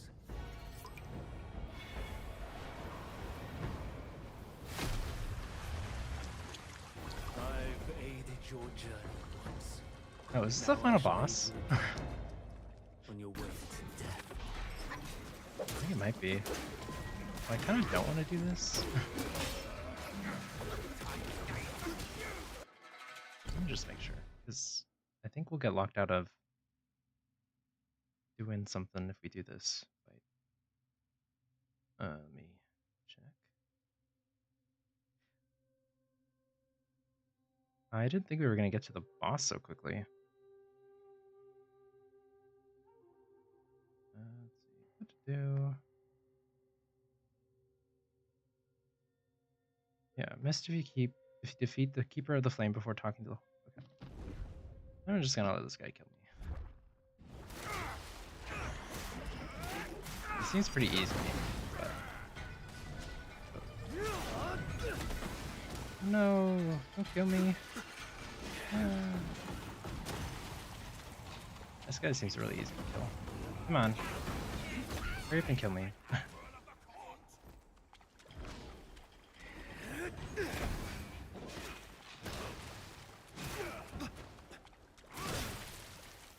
I'm literally not doing anything. Just kill me. Come on.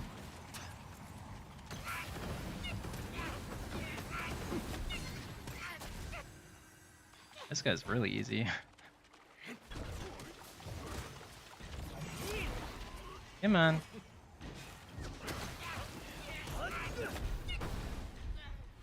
I'm literally standing still.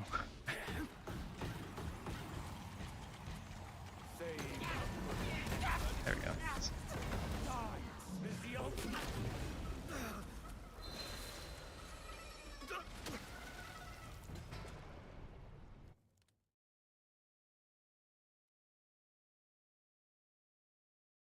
Yeah. Okay. So I guess we'll go the other way.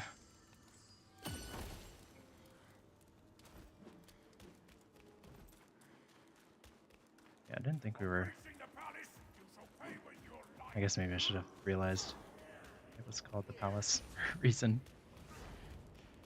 Okay.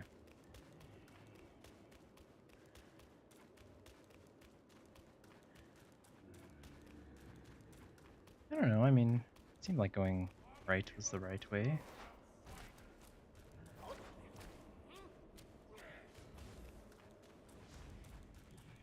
Hello. What comfort does this heart implore?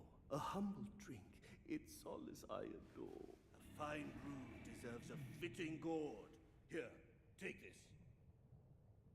The Bull King accepted his destiny, but there are others who refuse to do the same. Family strife confounds even the wisest. Why should we meddle? With the full gourd's draught by my side, let cares drift away into the tide. The Bull King accepted his destiny, but there are others who refuse to do the same. Family strife confounds even the wisest. Why should we meddle? With the full gourd's draught by my side, let cares drift away into the tide. The Bull King accepted families with a full gourd. Okay. We said to take something, but he didn't give me anything, so... Oh, this thing.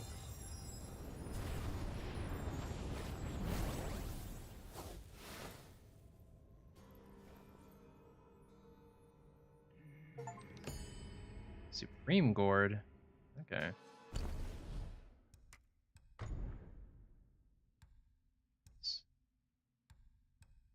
Okay. I don't know if that... Huh. I don't know if this turns the gourd... Like, it always turns this gourd into the Supreme Gourd, or if it's just the one that I had selected. Okay, cool. Thank you. The Bull King accept family strife confounds even the wisest.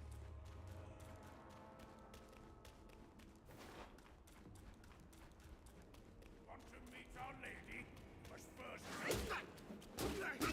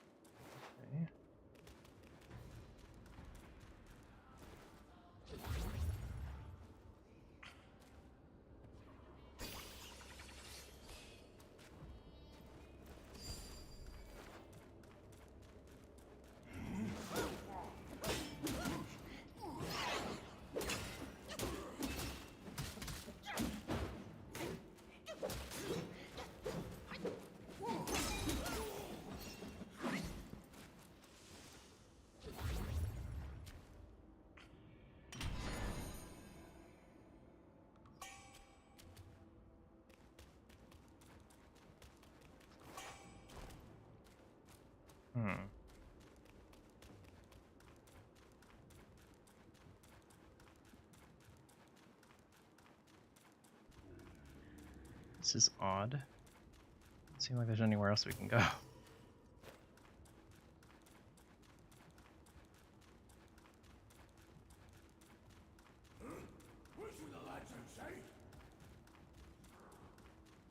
Unless maybe I missed an area, just like walking past it or something. Let's see.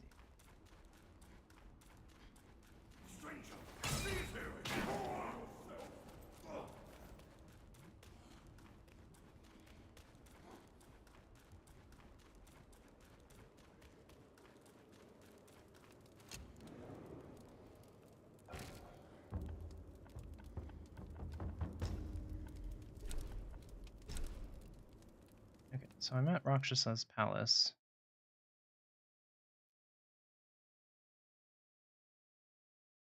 Which means... Okay, yeah, so I am in the final area. Okay, I didn't realize I traveled so far.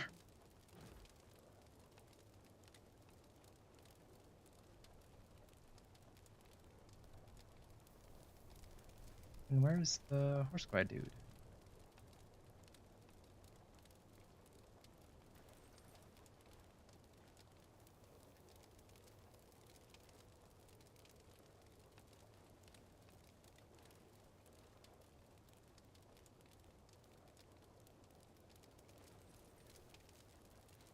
Let's see. Where is he on this map?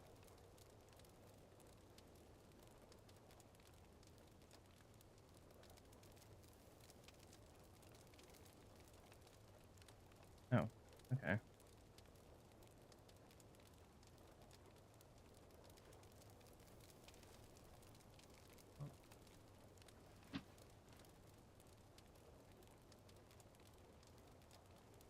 Okay. Because the...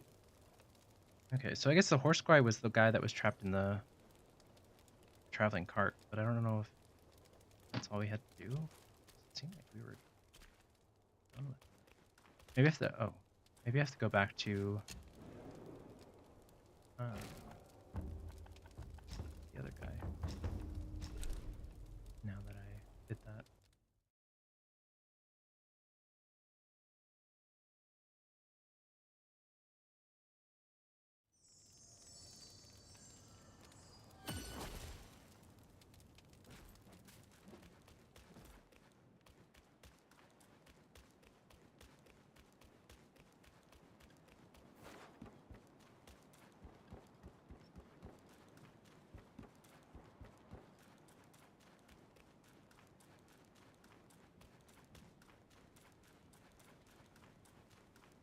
Hello. I tolerate no evil under my nose. Neither does my axe. Okay, well he's saying something new. Revenants so I can chop them up. Heed my words. The red boy's carts are nothing more than a distraction. Thinks he can outwit me. Bah! That brat!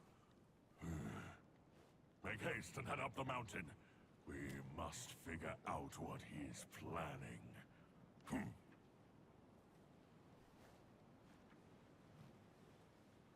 They are called 5-element carts for a reason.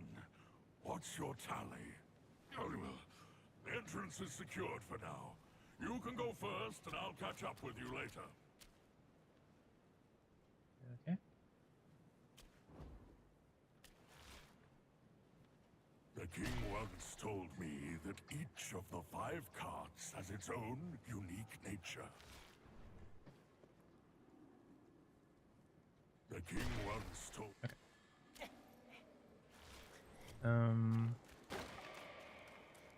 Now what?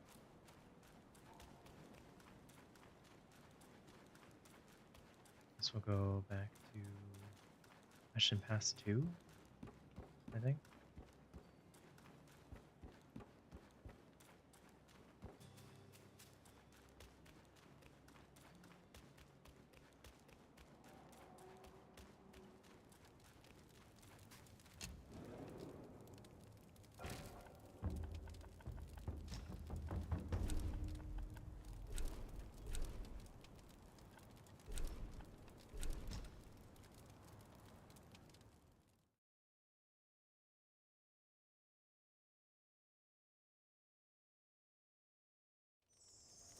I don't know how anyone would have like realized to do this without a guide, or like without knowing that you weren't supposed to kill that guy.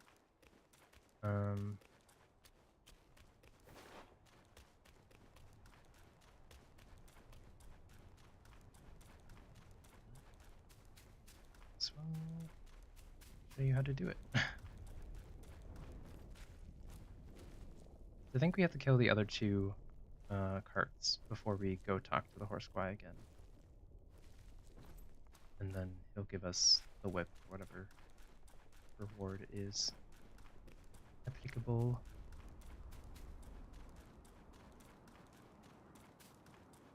Because like the game kind of forces you, well, not forces you, but like it strongly implies for you to go that way. Because that's where the fox lady's like, oh, follow me.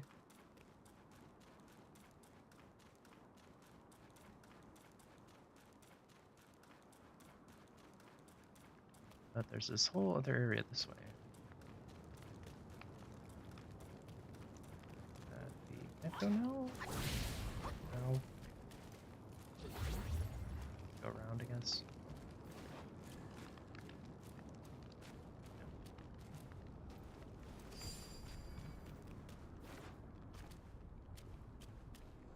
Or not.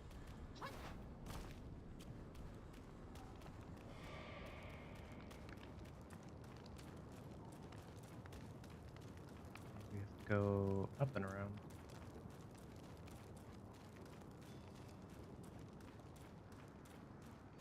Or I might have just locked myself out because I started the boss fight.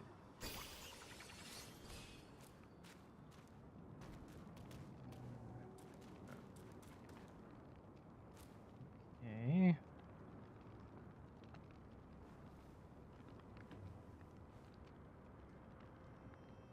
Huh.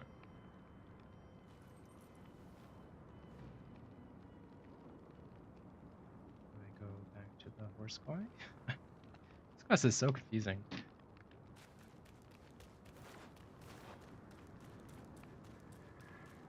see. It's not only do you have to talk to him at every chapter for him to show up here, you then have to do this whole weird quest thing that I don't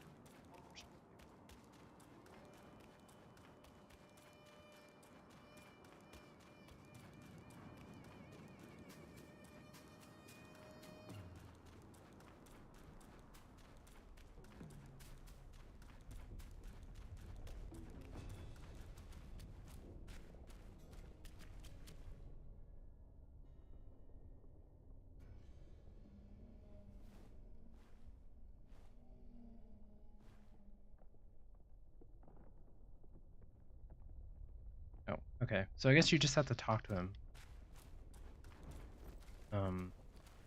until he exhausts his dialogue, and then not at all clear. Seems like you have to defeat the things before that, but I guess you don't. But we can go talk to him again and then see if he has anything new to say, and then we'll head back to the boss, I guess.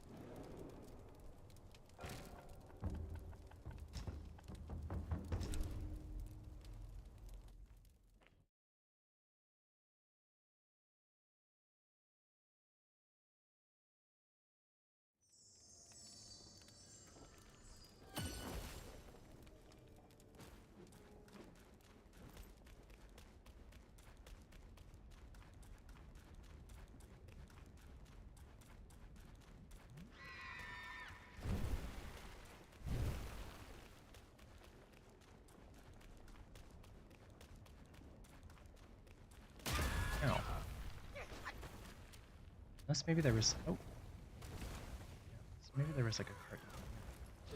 Oh, hello. Well, at least we found something. Up.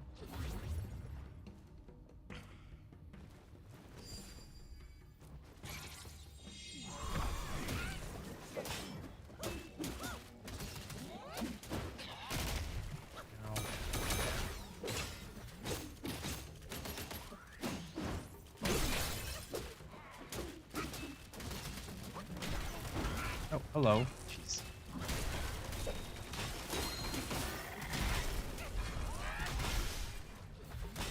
Please. No.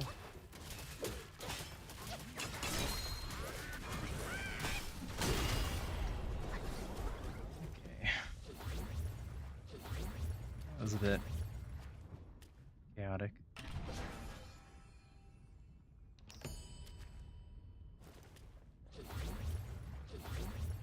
Stop. This.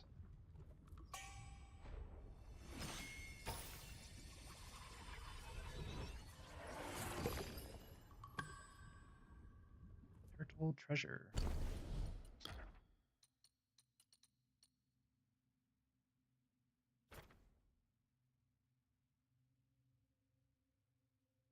Ooh. Cool. Okay.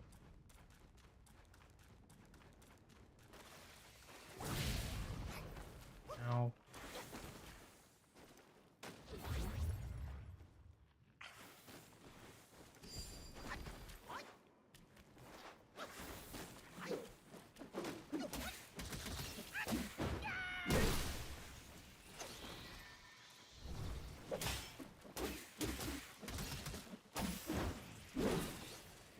Silly me for thinking not to go onto the lava where you constantly take damage. Ow. Please die.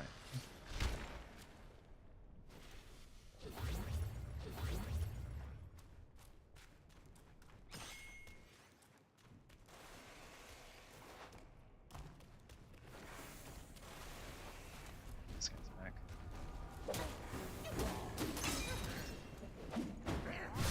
Oh,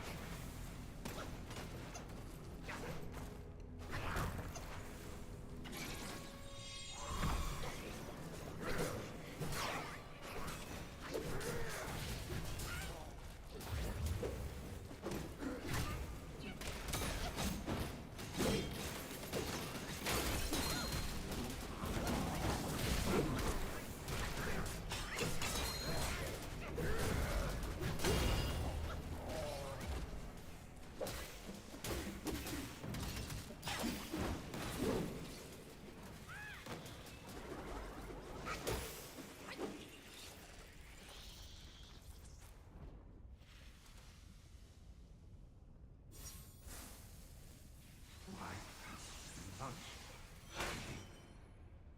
I should let go. I cannot rest in peace before my body is freed from darkness.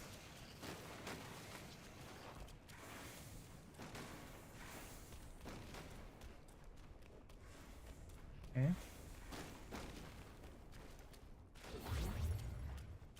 Well, we didn't go down this way, so maybe this is what we're supposed to do.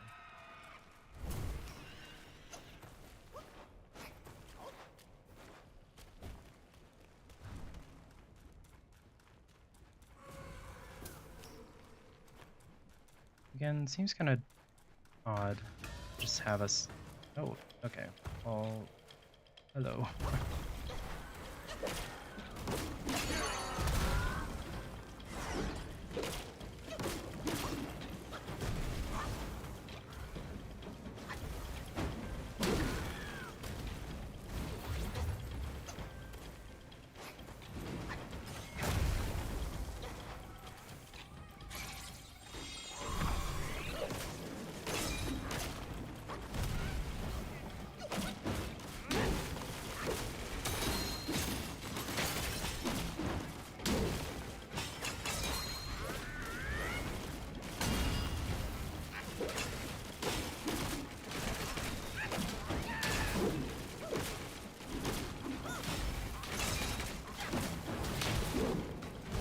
Ah.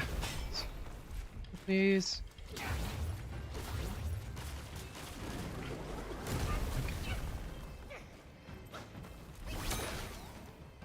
This. Don't die to the lava. And for some reason the game wants you to walk on, even though, ow. Please.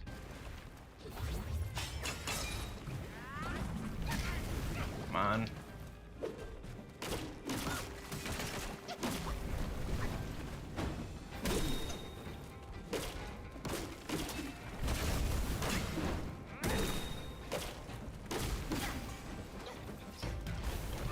Okay.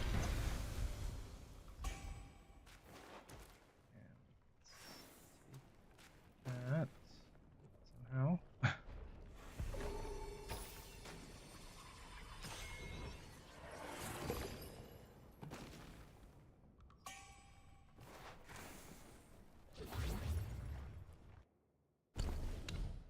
Okay.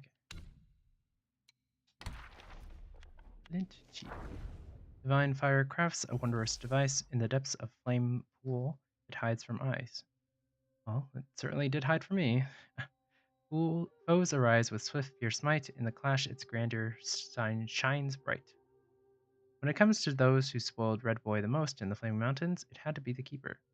However, Red Boy didn't always appreciate it, much like his parents, the Bull King and Lady Rakshasi, who took the Keeper's efforts for granted. After all, he was not one of the family, and regardless of how much effort he put in to the others, he was still an outsider. One day, Red Boy demanded to have a flint vanguard, modeled after the stone vanguard of Yellow Wind Ridge. The Bull King and Lady Rakshasi did not favor the plan, but the Keeper immediately agreed. Fearing that just a stone vanguard wouldn't be enough to entertain Red Boy, he went ahead and created more rockwise. Among them was a giant rockwai with arms and legs strong enough to support its massive body. This giant rockwai was more formidable than the others, usually lying dormant in the River of Fire. It would only emerge when summoned by its master or when a powerful enemy intruded. Red Boy didn't like these rockwais that the Keeper had created without his permission and mostly visited only the Flint Vanguard. Since Red Boy lived with Lady Rakshasi in Emerald Hall, the Keeper stationed these rockwais in Furnace Valley. Later, when Red Boy besieged the Flaming Mountains, these rockwais from the River of Fire proved to be quite helpful, inevitably leading to some speculation over the Keeper himself.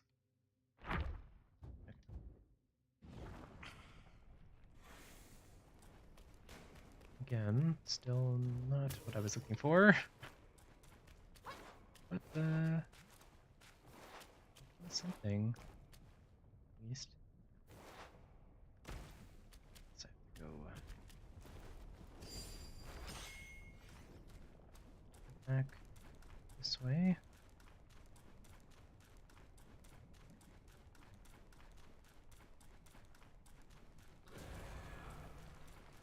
Still active.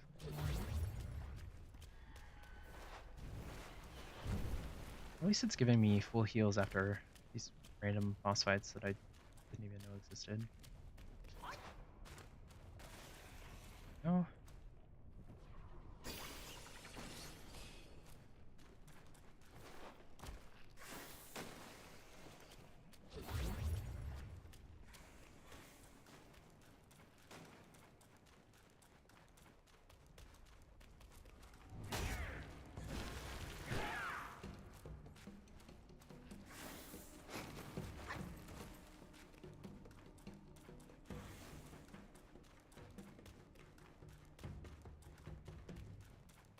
Okay. So now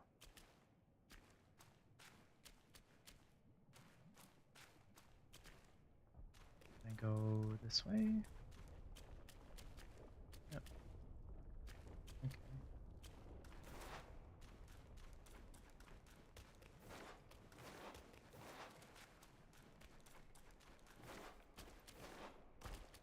That way either. Oops.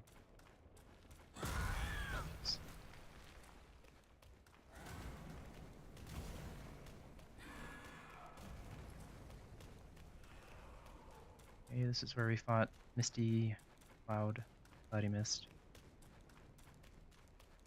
Went into these doors. And then this is where the Emerald Hall is. So I don't know. Huh.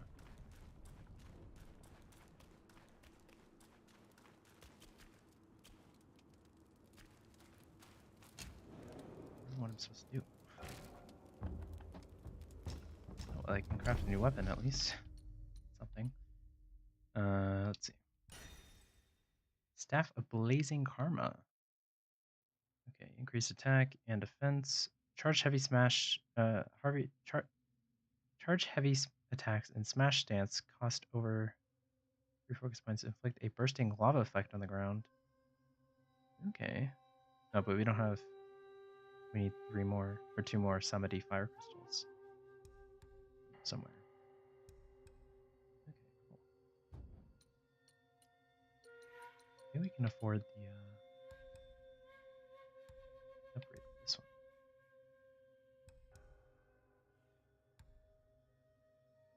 Well, I guess I have to make this first. This one.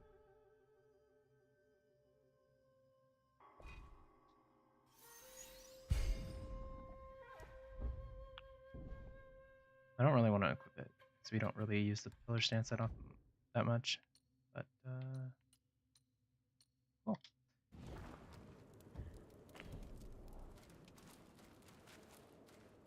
Okay. Well, I guess we'll call it a day then. It has been a couple hours, and I'll try to see next time what I'm supposed to do before we go fight the one guy. What's this? What? You just turn into a tiny rock? I just assumed that you would turn into the giant rock dude, but that's funny. Take the form of solid black rock upon the foe's strike to deflect them. That sounds like really useless. It doesn't seem like it does anything, it just like deflects their attack. Okay. Like poor man's rock stance, I guess. But yeah, we'll call it a day here. Thank you all so much for watching this episode of The Red Show with Amstranko. We'll be back tomorrow with some more of this game. 9:05 p.m. Central Time, as usual. But until then, make sure to like this video, share with your friends and family, subscribe to this channel, do all the fun things you know what to do here on YouTube. And yeah, we'll be back tomorrow. But until then, oh, also go check out the latest Max AC channel episode if you haven't already. That is also up on this channel as well. I know the name is confusing, but well, maybe I should change it. I don't know. We'll figure it out. But new recipe, Halloween recipe for this week's episode. We got creepy grub pasta, which is gnocchi, pumpkin gnocchi stuffed with spinach and ricotta, and shaped like a grub. So it looks creepy, but it tastes delicious. So definitely recommend checking that out. But other than that, thank you all so much for watching once again, and I will see you guys tomorrow with some more Wukong, and hopefully I can figure out what I'm supposed to do for this quest thing that we're supposed to do before we kill the really easy boss. Okay, anyways, bye. That was the wrong button. Bye.